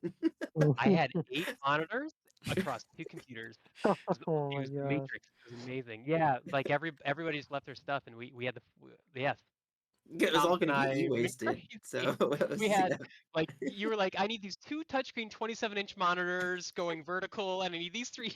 Yeah, yeah. We found the the bright spots in the dark days.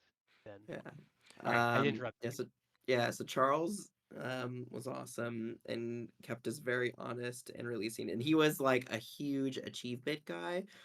He like early on had like a very high achievement score, so he was very passionate about Project Spark achievements, which was interesting. And I want to call it David, who Mm-hmm. I remember specifically his work on there's a treasure trove, right? The treasure trove, and like how Oh do we yeah. get developers coming or people coming back daily and unlocking those rewards? And it was like a great like, oh, we had this like random item that never fit into one of our packs. Like release it through the treasure trove. Yep. um, and then Wendy on the Mm-hmm. production team, who was oh my gosh, she was so passionate about like what people were asking for, and like would I remember like negotiating with her. I mean, like Brian would go to her desk and be like, "How can we get this next thing in the release? Like, can we do it? We talked to Will on engineering, and he thinks he can do it if you give him like a day." We're like having some of those conversations, and she would work with us a lot because she just knew that it would unlock a lot of creator potential. So those are my three. I get Will too. Then so there's my four shout outs. Yeah, I'll continue a few shout outs too, and I'll have to bring my Project Spark poster over too. We this was the last the night we shut down. We had like a going away party, like a send off, and we all got these Spark posters and signed it. Um, and still keep this up, but the people beyond everybody on the team is talented. But I think about a few really great stories. Chris Donsante was one of these engineers who could throw anything at him, and he'd say, "Oh, I think I can do it this way." Same with Roger Perkins. Like you'd just throw anything at the two of them, and they just Yep. figure anything out. um, Matt Musante was one of the artists.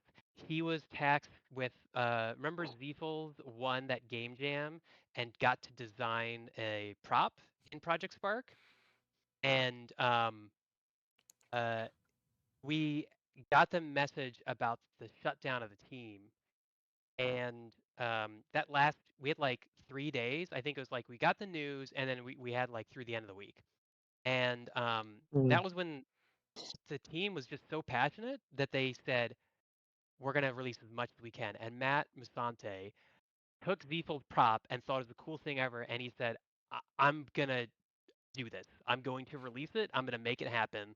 And I thought it was like he had just been told he was gonna lose a job at the end of the week, and he Yeah. wanted to make this and bring it to the public. And he's in my D&D group. So the good news is he's one of the art directors on Astroneer, so he has like a really positive Oh, nice. industry story. Um, I got those off. Um, and Spencer, um, who is also works on Astroneer now. But Spencer, I remember on Project Spark many a times. Spencer was just like uh, he just pushed Yeah. on just getting more great stuff in there. He wouldn't settle and be like, no, I'll do it myself. Like the disco ball he just made overnight one night because he's like, we gotta have a disco ball, Yep. and it was like and oh, last one is Hadija. He was this amazing Mm. VFX artist who went on to lead VFX for Hearthstone. And she was making some of the coolest VFX I think I'd ever seen in Spark. That was like later in Spark. Remember how the VFX like really stepped Yes. up? That was all Hadija.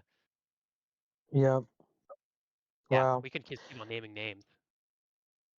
Yeah. I mean, I just never seen a team that, like, if it meant staying, another hour to get something in the game, they would do it, or to, to be a little bit better, they would do it. Like, I mean, just the whole team. And I gotta say, the when Microsoft acquired Minecraft, I sort of went, oh, and during the sunsetting, if I hadn't been thrown straight into the Minecraft fire with the transition and stuff like that, like, I mean, I was so heartbroken in Spark, but when I heard the stuff that you guys were doing in the sunset, I couldn't think of a better way to wind down the project, to hand as much of the keys over to the community as humanly possible. And that was a rough time. I was legitimately heartbroken, and I really couldn't think it was in any better hands. Like, I would constantly just go, wow, that's brilliant. Uh it was a tough time, but yeah, you guys did amazing with what was dealt there. So I actually want to thank you guys all for that. Yeah, the community has a lot to thank you guys for too, because I know a lot of the stuff pushed out towards the end, like even like the additional primitives. Um, Yeah. when I was in Complex studio, primitives. That was me. yeah, I actually had to figure out how to code that because it was like I kept on seeing all these like we got to get these out. Thomas also actually you also you helped code it with me. We were trying to figure out how to do this. We are like we got to get these complex primitives out, and that was yeah that's a total O'Brien joke. Complex primitives. So that was how we got those out of like we saw those and those were what the team internally was using for white boxing, and we just said we'll ship it Yeah. with the rest of the stuff. Like it was just like that last week Thomas talked about Wendy. We definitely went over to Wendy's desk every day. Said, "Wendy, can we add this? Can we add this?" And that final week, she said, "Yes." Yeah. Yeah. The primitives are so powerful too. I mean, we always wrestled with how much are people going to do with primitives versus a specific pack. So, enabling the primitives at the end there was really enabling for the community. yeah, I think in hindsight, it became clear to me that it would have been better to have more Lego pieces than completed Lego sets, if that makes Yes. sense. Just Yeah. it It's a, unlocks more creative options for the community. But I mean, again, it depends on your target demographic. Because if your people want to just plug and play, then they are gonna not want to put together the set. They're gonna want to right. have it built for them. Well, I mean, that's an interesting thing. I don't want to go down too far of a rabbit hole, but the inspiration behind the sets were, well, I mean nowadays still, you see a Lego set that's like, the firehouse and the astronaut or something like that, right? And you see the commercials for them, and it's a ship that's flying off into space, and it's going through the atmosphere, and it's landing on an undiscovered planet, and a strange creature comes running up to it, and it's that wish fulfillment that the Lego set gives you. And we looked at that in Spark and we said, this is a very unique opportunity. We can have a wish fulfillment in all of these packs. Like we can be a Lego set that comes to life because we put brains in each of the packs. And we tried to, do that variety where it was more than just the theme. It was that play that came over. And, I mean, obviously we didn't always, do perfect, but that was always a struggle between the primitives versus the sets and the wish fulfillment and how far do we go on which. And frankly, where do we make money?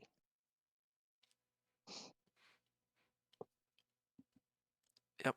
I mean, there's a whole lot more depth to all of this stuff than us on the outside will ever know, I'm sure. But I'm going to. So I apologize. This is a community question. I would not normally ask this, but in regard to the stylization of the assets, there was some faction of the community which did not like the swirls, for example, or the age target of it, I guess. How much attention was given to that versus staying on the target? Well, I mean, when it comes to like a brand ID, we needed something that was inherently Spark. We needed something that people marketing, anybody can identify with, that's Project Spark. And the community creations, of course, the idea was to make it as flexible as we can, so people would sort of twist that on its side and go, I can't believe that doesn't look like Spark at all. Like a lot of the horror stuff ended up turning out that way and things like that. But from a branding standpoint, you just had to look at it and say Spark. Like you look at Roblox and that's Roblox. You look at Fortnite and that's Fortnite. Yeah, the squirrel. Exactly. So, a lot of that was intentionally designed, but it was supposed to be very flexible. It was supposed to age up. And I think we never really, got a good did it. We never really did enough to push from there. We never really fully broke the mold from the younger fantasy. Even internally, we got some crap back because we looked kind of like Fable to some executives and stuff like that. Um, so I think the art style that was there was unique. I think it was a gorgeous art style, but was it as utilitarian as we needed for the game? I think we did end up taking the criticism on that, and it was something worth considering that it wasn't utilitarian enough. And that's where the dungeon pack was starting to be in response to that. Yep. Like I'll Yep. say over there was there were I remember at least post launch there were factions internally about this too. Um, there was a push, like the sci-fi stuff was getting a bit more modular. There's a internal wave of like the next thing that we are going to tackle is modern. So like I think there's an early question about like why fantasy, and there's like fantasy, then sci-fi, and then modern going to be next, and then but I'd say dungeons, that pack was the most uh utility wise usable Yeah. content, and for kind of that reason. Like I think there was Hmm. it started to evolve. Yeah, um Ari came to the Yeah. to the yeah. to the office and gave some input on the modular nature of the dungeon, if I remember correctly. Yes. I missed we some al- of it. You cut out. Who was it? Aristilde? Ari? A-I-R? we A-I Yeah, Ari. A-R-I? Yeah. No, I was trying to remember. Yes, he came in, him and Oh, Nini. yes. Yes. And yeah, they came in and they gave a lot of feedback. I think Wirt gave feedback I remember too. that. Um, Yeah. and then we also happen to have the person who led that project, Matt, studied literally a master's in modular dungeon design. So I was like the best person Hmm. to give that to. And so that's why it Yeah. became a very usable pack, because the whole time him and then Zach was building the dungeon generator tool on top of that. Yes. So the two of them together, like that's what made that much more of a utility product. Yeah. Well, I think something people miss too is like Schubert and his team. they spent a lot of times on the reuse of the assets and the kind of modular nature of them, right? Like, he built a wall. They built a wall, but it also could have been a ceiling. It also could have been a floor. It also could have been the side of a vehicle or a side of a spaceship, right? And how many games do you have that have such utility and two objects that could build a village out of them, right? So it was a lot of intricate design and intentional art, language, and design that went into each of those pieces in the packs too, that I don't want to say was taken for granted, but definitely from even an outside more design perspective look, like I think I took for granted like how much work went into some of those objects that the art team built to be so multi-purpose. And that frankly was some of the challenges with the actual like dearth of content. The amount of content was the content that was there had to have so many things built into it. And it started expanding later on, like where the helmet became its own prop for Yep.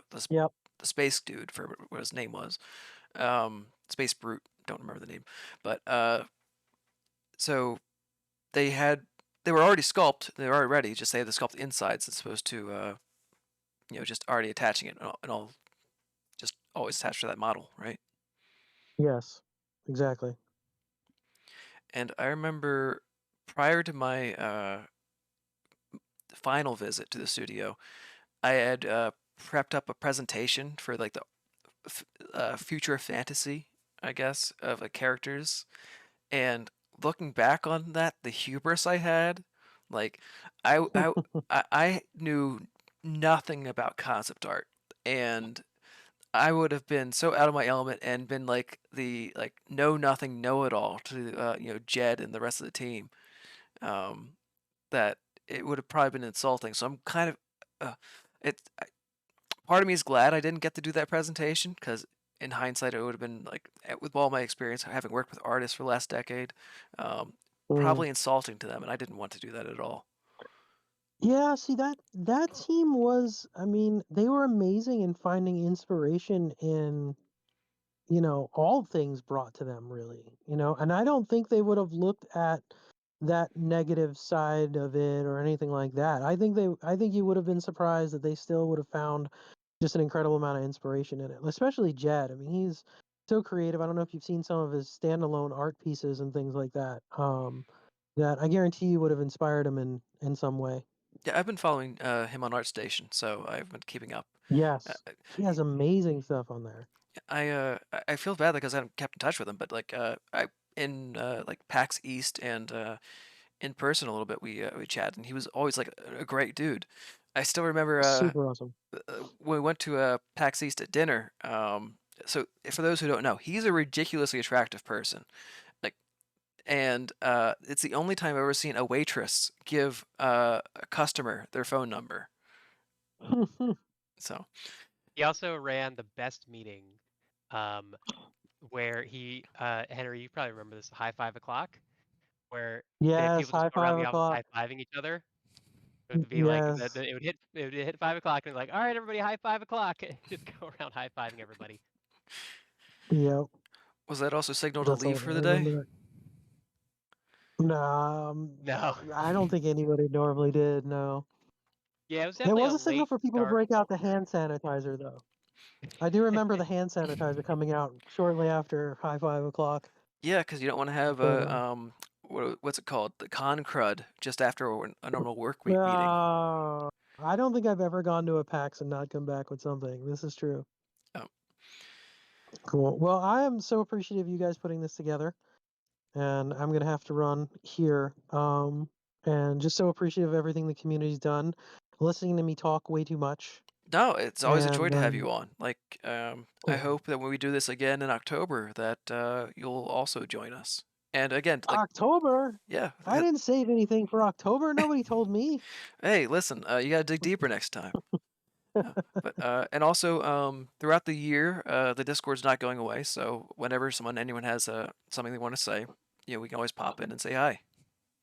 Yeah, I'm harder to get a hold of on that Discord name because I have another Discord for my gaming.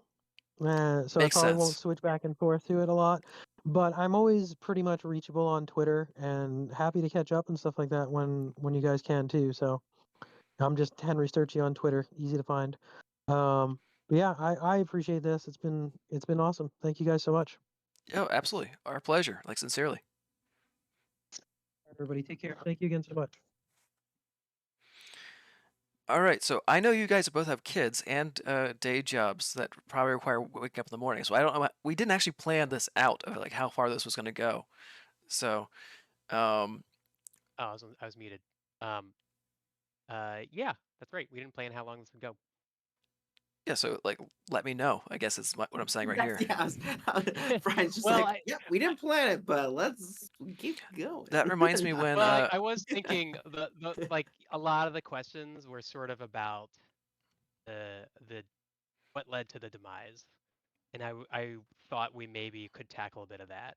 Sure, I wasn't sure like how game you would be because it does seem a little bit of a downer, but I know it is on people's minds, and I guess I know a little bit more, so I'm you know less interested in it. But please do take it away, tackle it as you see fit, both of you. Because I mean, Thomas was there for the longest bit, but Brian was there for like the end of the demise as well, for start of the demise.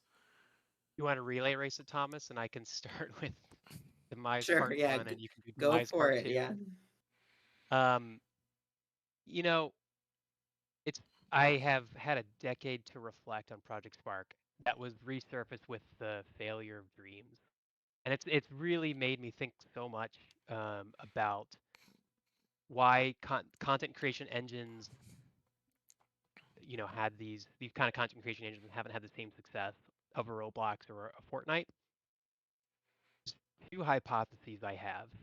Um, those are um, Roblox and Fortnite are probably the two hypotheses I have, which is why Project Spark and Dreams didn't make it for long haul. That if you're making a games as a platform, that's what these basically were. You either make a games as a platform that focuses on the platform aspect of it, or that focuses on the fun play aspect of it. And what I mean by that is either you are, as the creator of that platform, your job is to operate that platform, as in you're just in charge of kind of you treat it like an engine. You let anybody kind of take it, monetize it. You get a cut of the monetization, and that's like a kind of nice loop that is sustainable generally.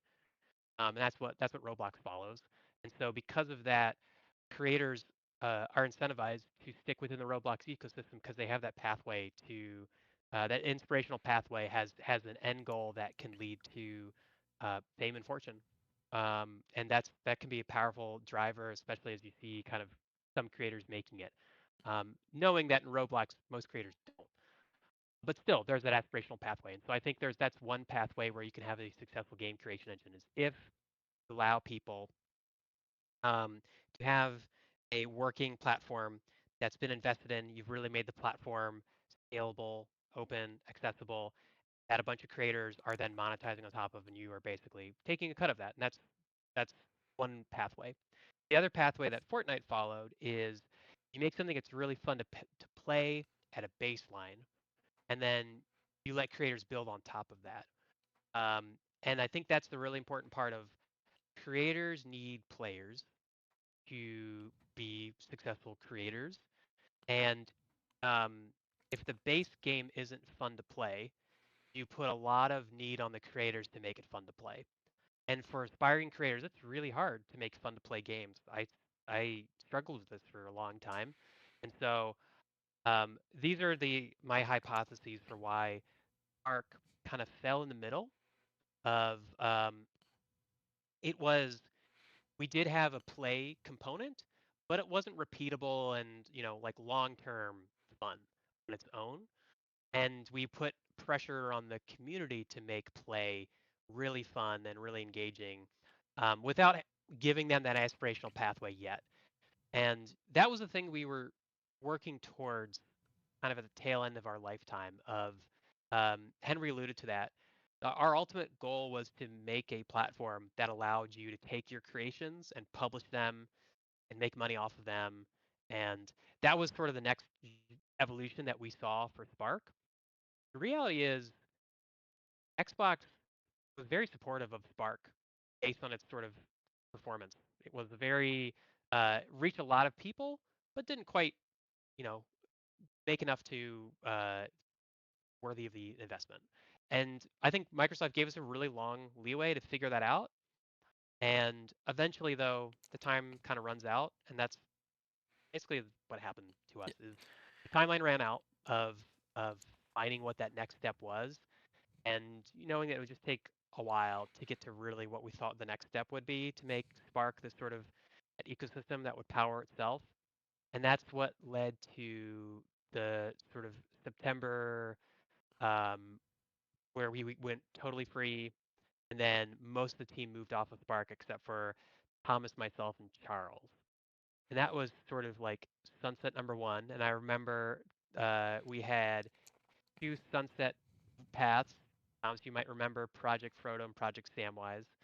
The one of those worse and one was the better. And so we thankfully did go for the better of keeping the systems online, giving all of our content for free, and that was that.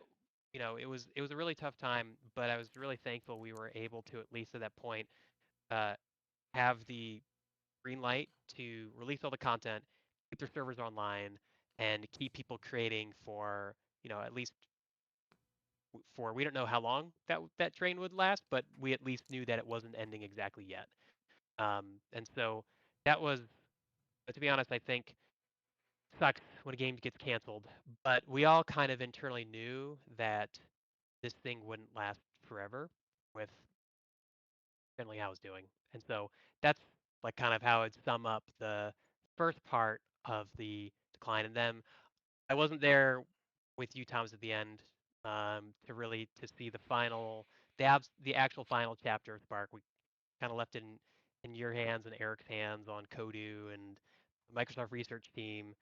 Uh, so that's where you take over from me Wasn't there also I mean, like yeah, I a mean, most licensing issue at some point? Like with Lincoln Park. oh, was We because had to take Lincoln Park out. Yeah, there's like a 2-year like if this is the case for anything with with licensed stuff is eventually you have to take licensed music out of games like Rock Band has done I that. thought it So was yeah, something to do with like the physics engine or something that was unforeseen, and that was like towards the very end where it stopped a patch from coming out or something, like the very final patch I maybe.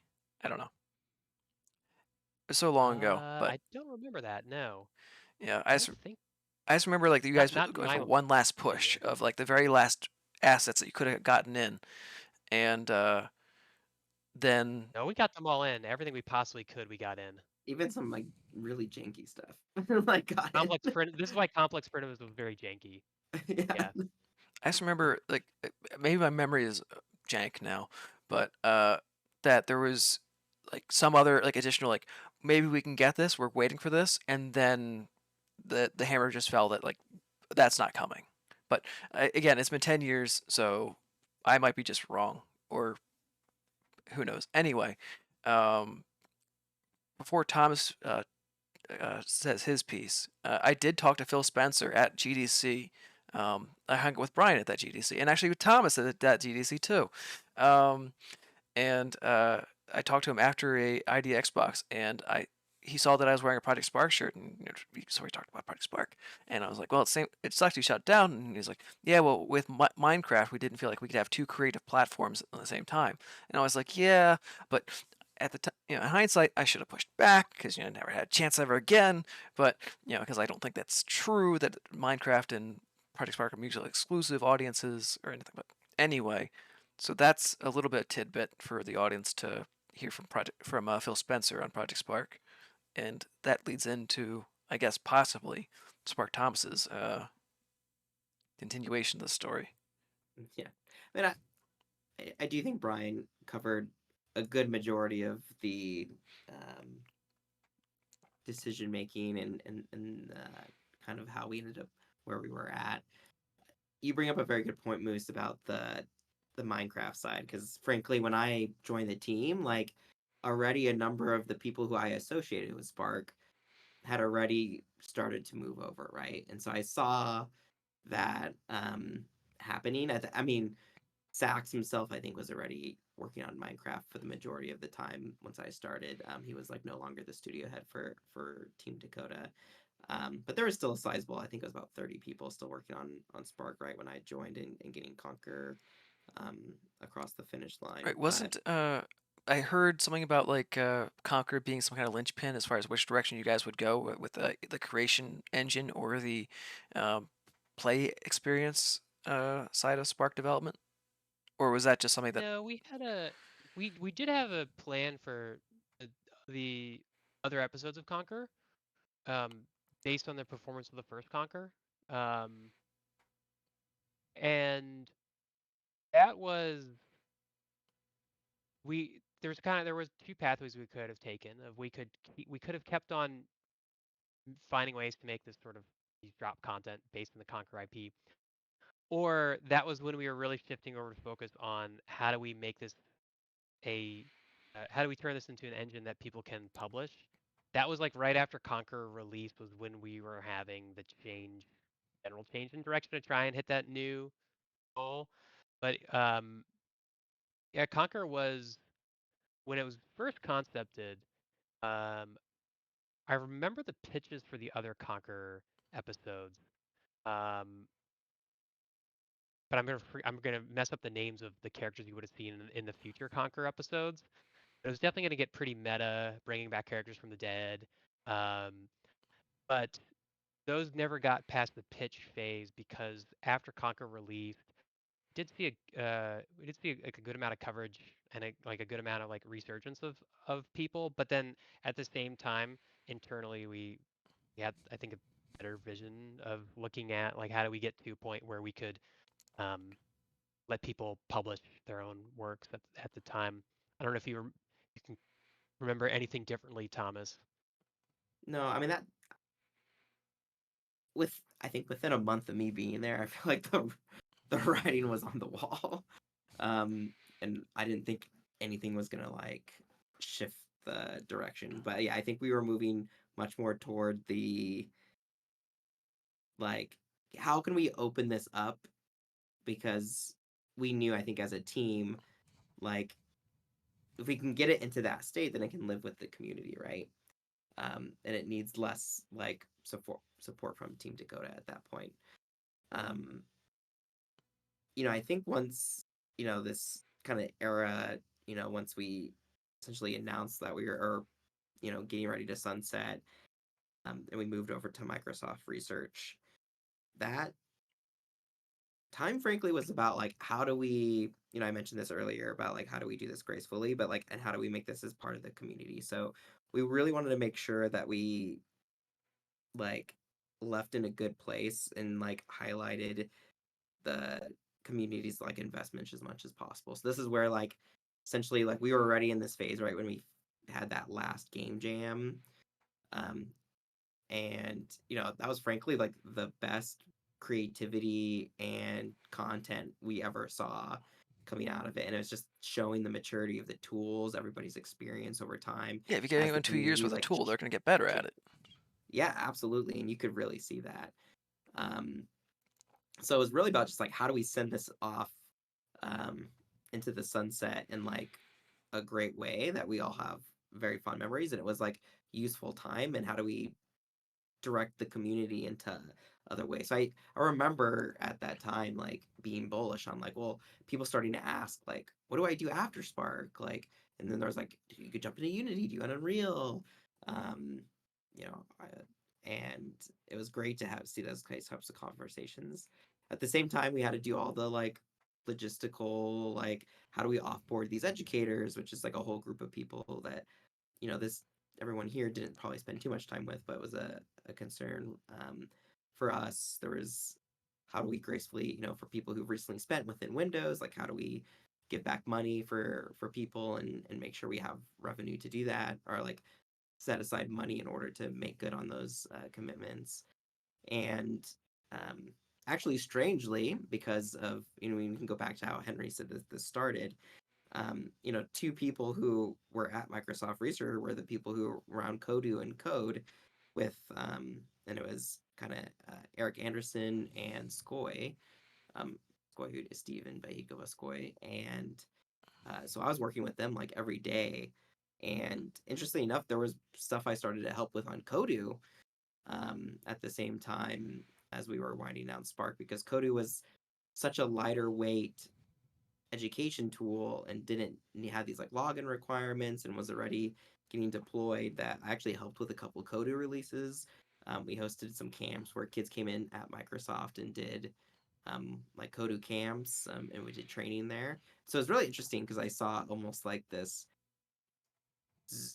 going back to what Project Spark was, or like the early version of the inspiration around Kodu, and having this like younger group. Now the appeal of Kodu is like, I think it was, 8 to 12 year old, something like that.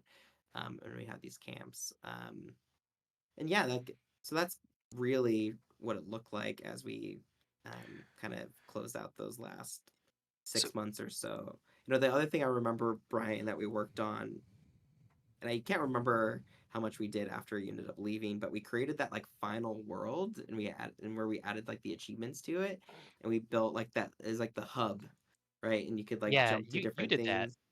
You Yeah. actually like you were the one who like really pushed for, hey, we need this final thing. Yeah, it was great. It was, yeah, I remember that.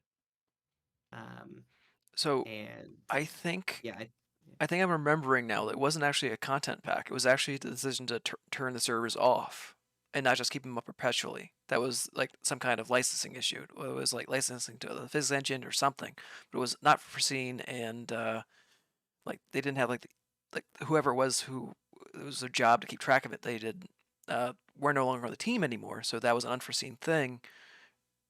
I might be putting you guys in a bind by I don't talking think it's about this. licensing. It's one of those things where, like, at the end of the day, if you actually want to have a service keep up and running, like, you have to have someone monitoring it and making sure that it works, right? And like, there was never going to be a headcount assigned somewhere to a team that doesn't exist, right? To like keep keep the lights on anymore and ensure service, right? And like Microsoft and these bigger companies, like, they're very serious about when like they say this thing's going to work and it's going to be reliable, like that's the expectation. And it's a big commitment, right? And so they have to have resources for it. And so it's a choice between like, are we going to continue this thing that we've already basically said that we don't want to invest in anymore, just for this like community, which is awesome, is niche in doing things, or do we make that hard prioritization choice, um, and turn it off and start building toward the future? And I think a lot of cases, companies have to make that hard decision. Um, and obviously, like when it comes to Microsoft and how many things they start and stop all the time, like you just can't have endless maintenancing of all these things, right? Um, no matter if there's some really passionate people behind it, and that's just the reality. But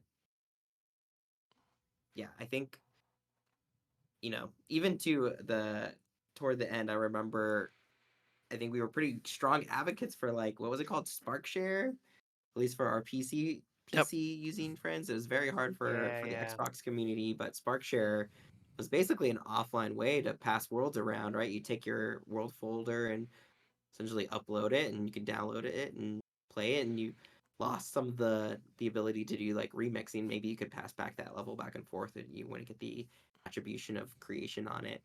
But I do we like had a whole tutorial video of like how to use this third party tool, SparkShare, to try It's to keep offline your now, worlds though. going post launch. But Yeah, unfortunately, it was taken down. I understand yeah, why. I'm sure it wasn't getting used. Yeah, that was his But thing.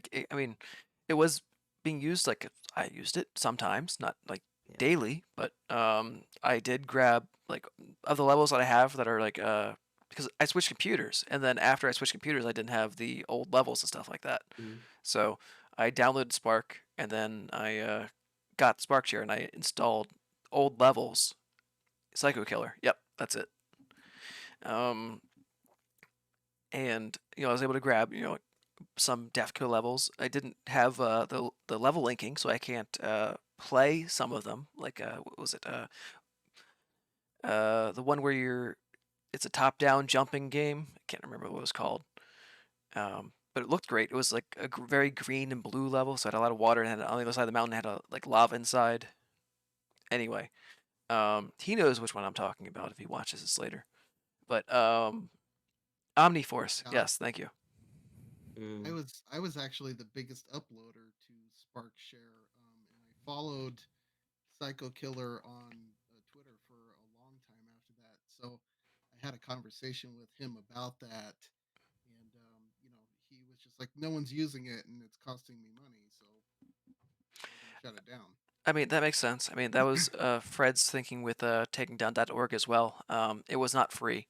He was like, throughout the entire life cycle, he was losing money. In fact, Google turned off our ad revenue because they thought that the volume we were getting was not realistic and thought we were just using bots to run up our view count on it. So, yeah. But I do have a hardcore Project Spark claim to fame. The very last world that I made, I released exclusively on SparkShare because the servers had already been shut down. And now I'd say the only way to share is with like email, I guess, or those Google. levels, I remember. Yeah, like what Tom's is saying is the thing that I've realized working at bigger companies is it's all humans, and so I think the real answer was we literally got to a point where there were no humans assigned to Project Spark anymore, and so a server was just turned off. There were no humans advocating for it, no humans keeping it going. Decision was made somewhere, no humans to have input, right? Because nobody's working on Spark. So that's why we don't have a good answer. Because sometimes it's just you get to a point where there's no humans left to work on that thing, and sometimes that thing ends. Like I'm still surprised the YouTube channel's live, but then I remember I think Thomas and I are the only ones with the login. So unless somebody contacts Google, I don't think they're gonna get rid of that YouTube channel. But like I have seen other pieces of Spark go offline too, just because there's no humans in there advocating for it. Yeah. Unfortunately, I'm sometimes able to get Spark to load on my computer, but most of the time I get this pop up. Like, if I do it now, it's probably gonna work. But I have the icon on my computer, and if I click that, a lot of times it's just this orange box that pops up that says I'm not connected to my account, and so that's a bummer. I can get it working like once a month maybe if I just spam it until it works. But anyway, um, someone did post a guide to how to install it on a PC these days. I have not had a chance to test it, but it might work. Just be wary of any bugs or viruses, for that matter. This is not financial advice or computer advice or any kind of advice that we be legally reliable for. Yeah, Yeah, all of I my love levels the are now net. on an Xbox. Like that, I can't transfer it off that Xbox anymore because my computer got wiped with all the levels. So like, my last connection with all like dozens and dozens of levels I built is that one Xbox. It's chugging along. For anyone watching though, and he's like, "Oh, I want to find that guide to download." I would say don't get too stuck on the nostalgia. I think there's a lot of great tools, other things to play with. I think Project Spark was a product like that frankly has like great lasting legacy, and I think it was ahead of its time in some ways. Um, but it was also still a product like of its time, right? And I think especially as like this group, the people who were with Spark at the time, like we're all 10 years wiser, hopefully, Grayer. um, and grayer, yeah, um, and have basically learned so much from our time with it that we can go on and I remember most people talking about how they always wanted it, they saw it as a stepping stone. Like Spark was never the end destination, right? It was always this is a tool to get me introduced into programming and coding into game, but it was never like this is where I want to end up. Like I want to go monetize. I want to go, release on Steam. I want to go find a much larger audience than just the people who play within Spark, which frankly wasn't a ton because the quality of the games. Right, we already talked about this. Um, But it was nice to so have the like, assets like available to you for a very small purchase. Because if you look now at like the Unity oh, Asset Store or the Unreal Asset Store, you're like, oh, I need to be a business now in order to make a game. So for sure.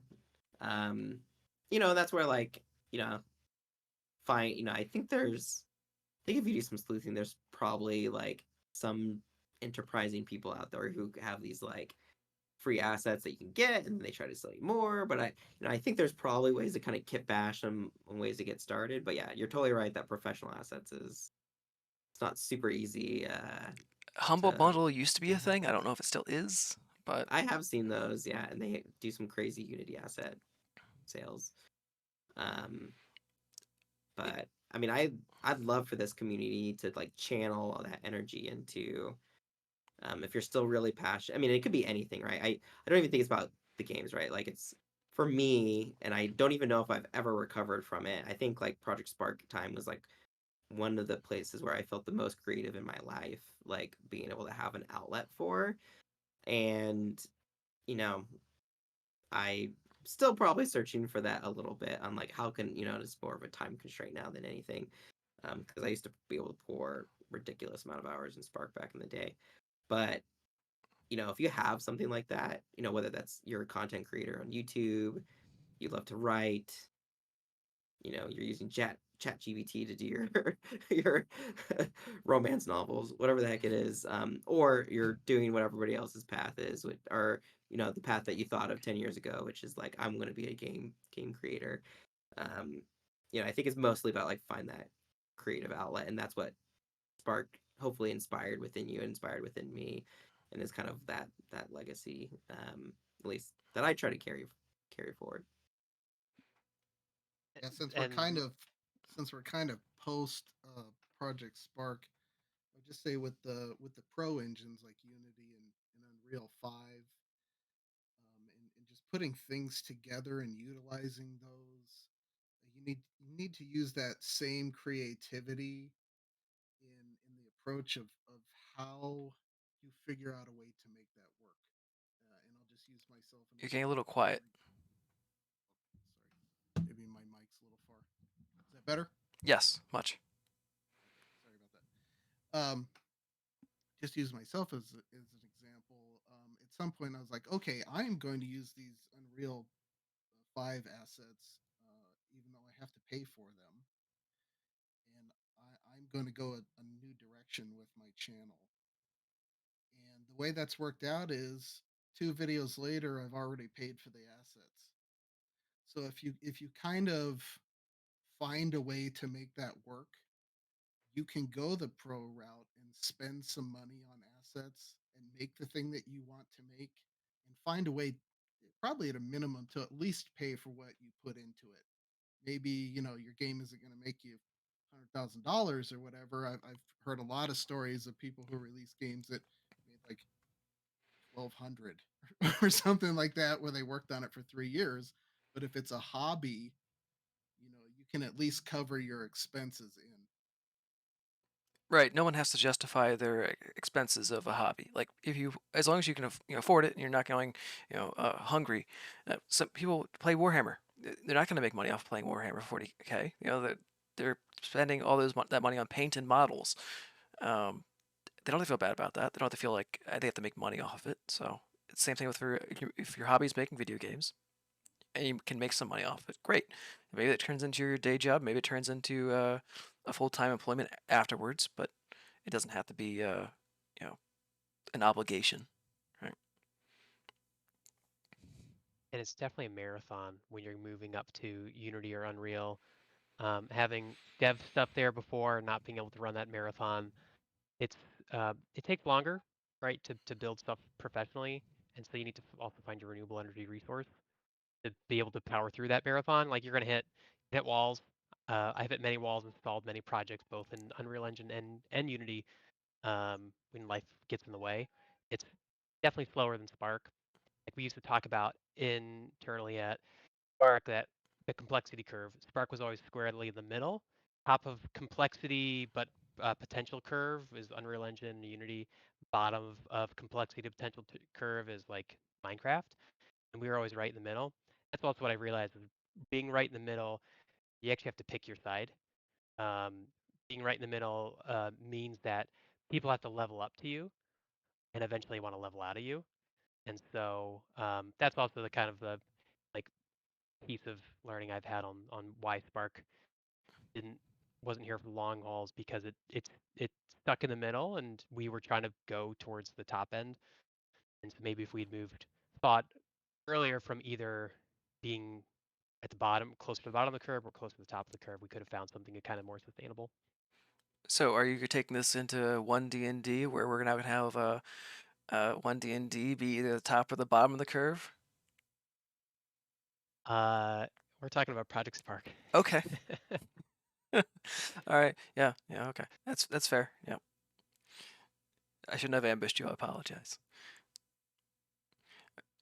So I can say it is getting late for me, and so I'm probably biased on where I'll have to start at least wrapping up. I see nods though, so maybe we're all on the kind of same time frame here. Yeah, I don't have kids, Um, so I have no obligation to anyone but myself. So well, you're also 3 hours ahead of us, right? yeah, that's fair. That's fair.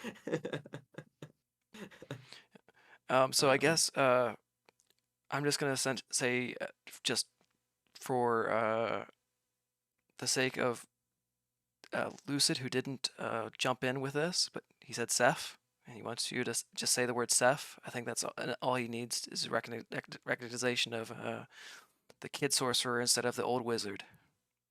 Seth, best choice, best thing to ever play with in the game for sure.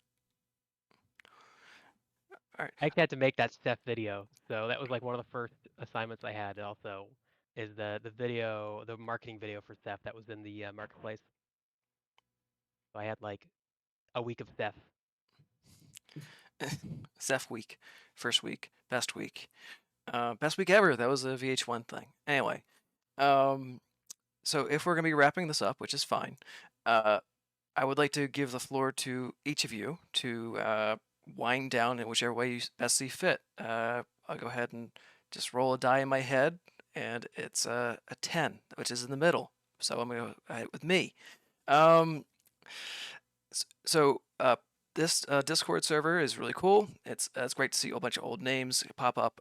It was great seeing old Team Dakota members, seeing some old Spark members. Hey, I haven't talked to Thomas in I don't know how long. I think maybe like a couple weeks after you were leaving Vive, and weren't sure probably where you were gonna been go. like almost 5 years or 4 Yeah. or 5 years. So I didn't have your most recent email address. I was like, well, he's not even responding to happy birthday wishes on Facebook. So I can't imagine he's going to respond to this, and he did. So it's been really cool catching up with you. The one thing I should have mentioned throughout this is Bob Schmacky, who is a good friend of mine. Like, he's probably a lifelong friend now through Project Spark, where we were just a creative team together. He was always he was always a coder. He was also interested in design as well. So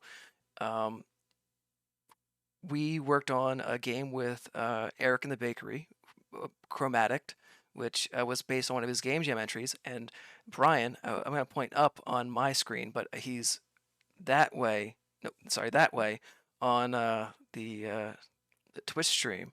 He did the soundtrack for it, and it was genuinely enjoyable music. I'm sad that it never came to out for fruition. But hey, if you want to share the soundtrack on the Discord server, you're free to. Or if you're seeing, I see a total blank face, so I don't think that's going to be a. No, it is actually on SoundCloud still.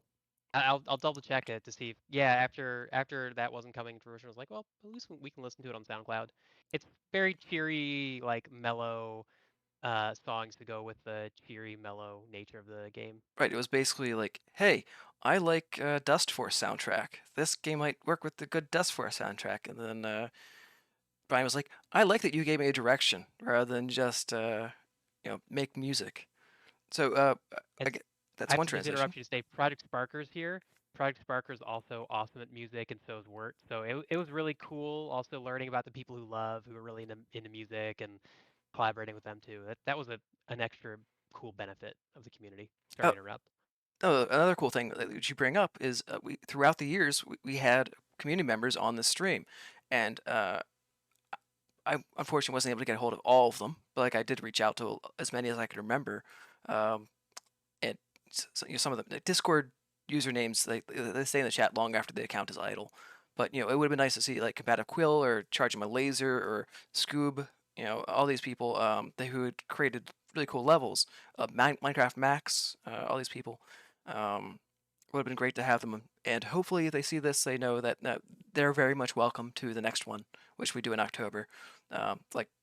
Like Henry said earlier, we kind of did everything this one, but we can do it all again and with more people next time. Because I have a feeling this is going to get around, and people are like, "Oh man, I wish I missed it." Sorry. I wish I'd known. I'm sad I missed it. I wish I'd missed it. That's a great one. Yeah. Anyway, I think for the next one, somehow, some way, we should try to like play Spark titles.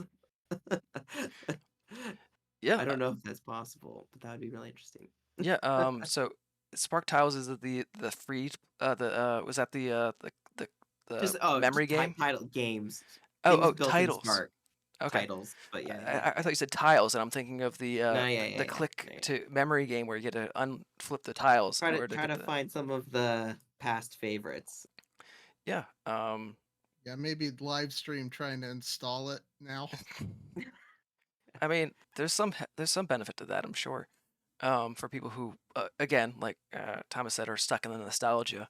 But I have plenty of the levels myself that we could poke through. I don't think I have Wirtz and their company's final game jam entry because that was like massive, right? So I don't know if I could have gotten that in a single level anyway, because level linking is broken in without the servers, right? Is my understanding. But I was gonna say something about music and Brian, are you still producing music in your free time, or do you not have free time? I shared a more recent song with you, right? That one song like what ago? No, oh my gosh, like a year ago at this point. Yeah, when you said Yeah. recently, I'm like, Okay, a year ago. Recent, yeah. When you have kids, time is a continuum that passes by faster and slower than you think at the same time. But yeah, I'm still making music on the side. Definitely have less free time than I used to. so the next number was lower, so you're below me, Thomas. Not in the stream elevation, And not yeah, in status. how do I want to close this out? Well, one was very awesome to just get together with everyone. It's 10 years is a very long time, and I think about like who I was as a person back then and like how I'm similar, how I'm different. It's just fun to reflect um, and think about that journey like that we all took together with Spark. Um, Especially, I just think about mine being like a creator turned into someone who got a chance to actually come work at the studio and really I kicked off kind of a lot of the work that I do now.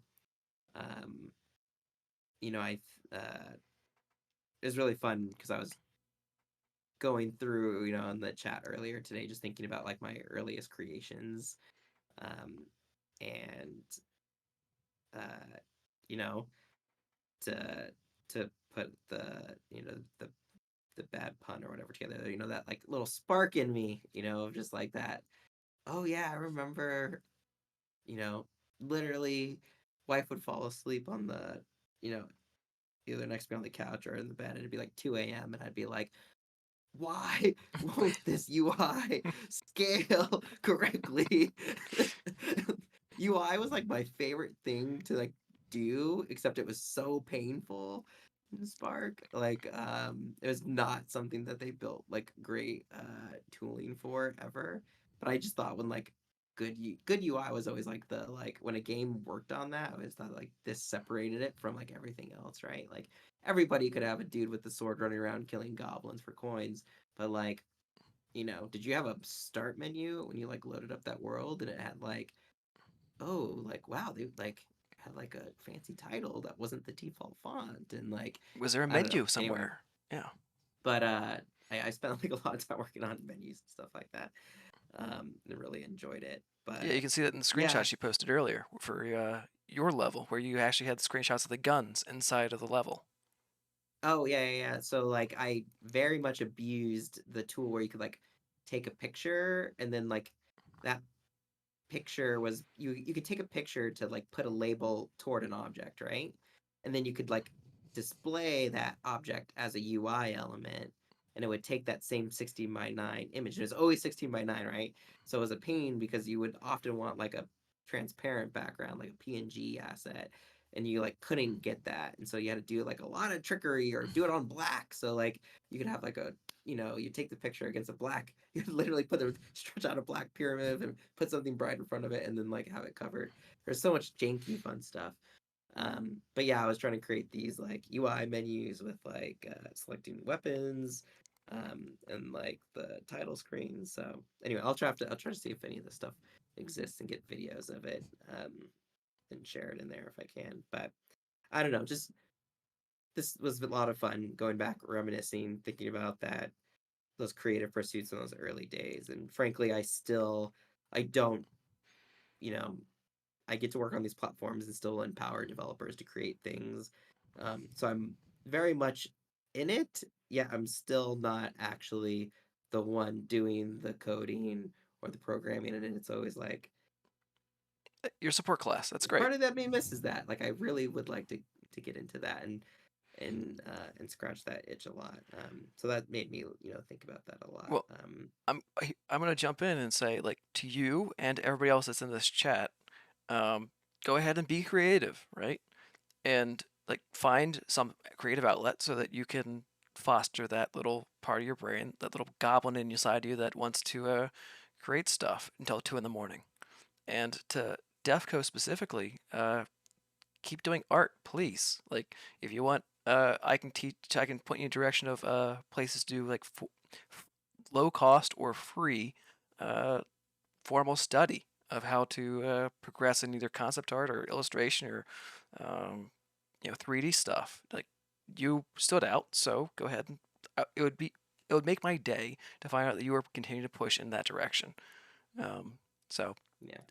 with No, I that, think the greatest legacy of Spark is like the community and everyone going off and doing things right with what got inspired them from Spark in the first place and taking that to Brian's point from the middle to the high, right?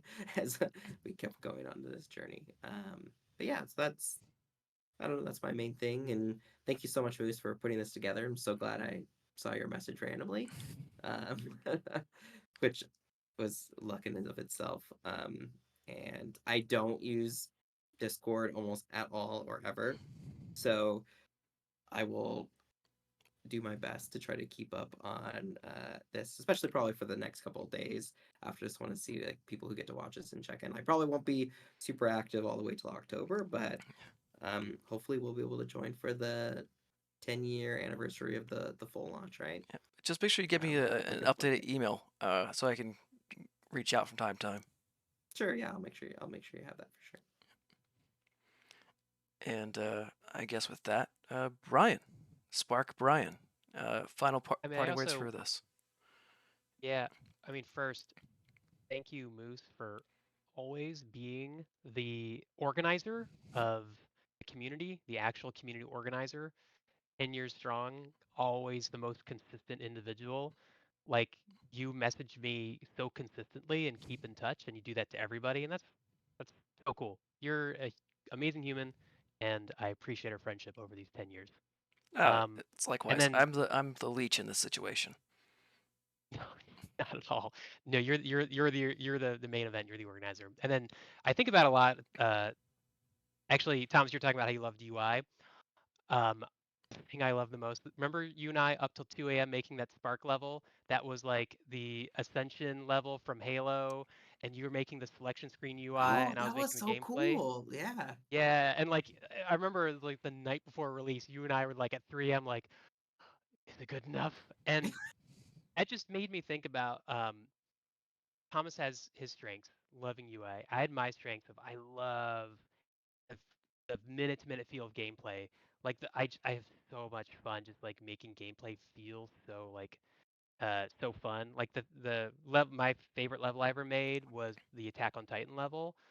because I spent so long trying to figure out how to make like actual movement feel fun. And I say that because like everybody here listening to this is an amazing creator and has that thing that they love doing.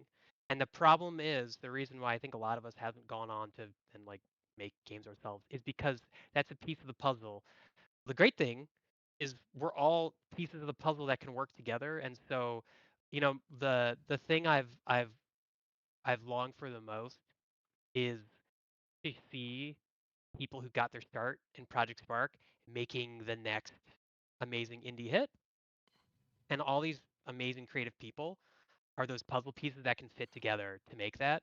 Like Moose, you talked about kind of working with Eric and the Bakery and a few others to make a game. So I think like my hopeful takeaway for everyone here is if you still feel that creative kindling and you want to work with others, these are like the best individuals. You're all family to each other now after 10 years, and you talk about the things you like to make and the things you don't like to make, and you might fill in each other's gaps and partner together to make amazing things like you did for that last game jam. And that's my big hope. The second big hope is when we do the reunion that I'm in the audience not talking, and we are hearing from everyone about the cool things that they're working on. Well, we do have a section in this Discord for current projects, so if you are working on Yeah, something, do post it in there. It'll get lost in the general section and the tutorials and learnings. Obviously, that's for tutorials and learnings. Like assets and tools, also good for sharing where you found like humble bundle deals or um, Infinity Blade assets that are for free to use. For it's like $10,000 worth of assets from 13 years ago, but it's free, right? So it's a starting point, and it'll look better than what you can do in Blender by yourself at first. Um, of course, you're not Paul Richards doing the concept art for it, but you can find an artist who can do the concept art, and then you can find somebody else who does the Blender assets, and you can find somebody else who does the textures on top painting on top of it, and then you have a workflow. So then you can start making the assets, and but maybe start 2D. Maybe that's easier. I don't know. But I'm going I don't know to. honestly. What I'll say on top of that, every month Unreal Marketplace has free assets. Just start to leech and peruse that and just start to build your inventory. A lot of times it's random stuff you may not need, but you just build your inventory over time, and eventually you have more and more assets that just make it easier to kit bash stuff together. Or alternatively, you could just steal assets like Pal World and then, make it big and too big to be sued, I guess, is what happened. That's one other pathway you can take. Though this is a joke for legal purposes. All right, with that said, it was great having you both on for the 90th episode of the SparkCast. We thank Lucis Dew and Misty and Henry for joining in and the audience speaking.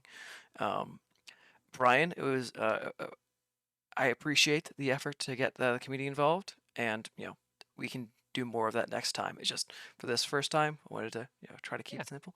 Awesome. And if anyone else has any other hookups to Team Dakota members who would like to hang out and give their perspective on these sorts of topics, we would love to hear it because there's I'm sure like years worth of stories that we didn't even touch on for this.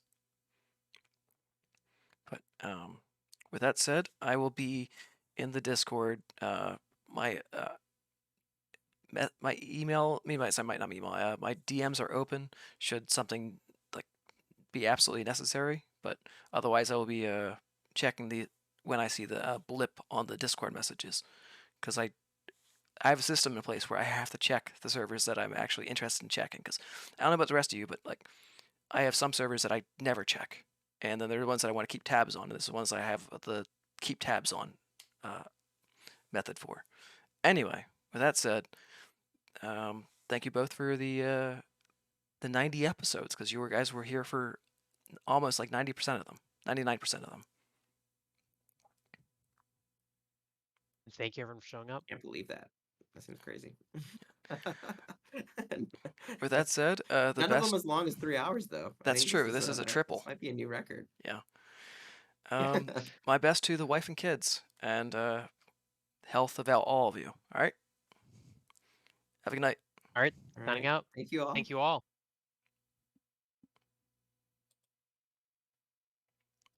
And I'm clicking the button to stop recording.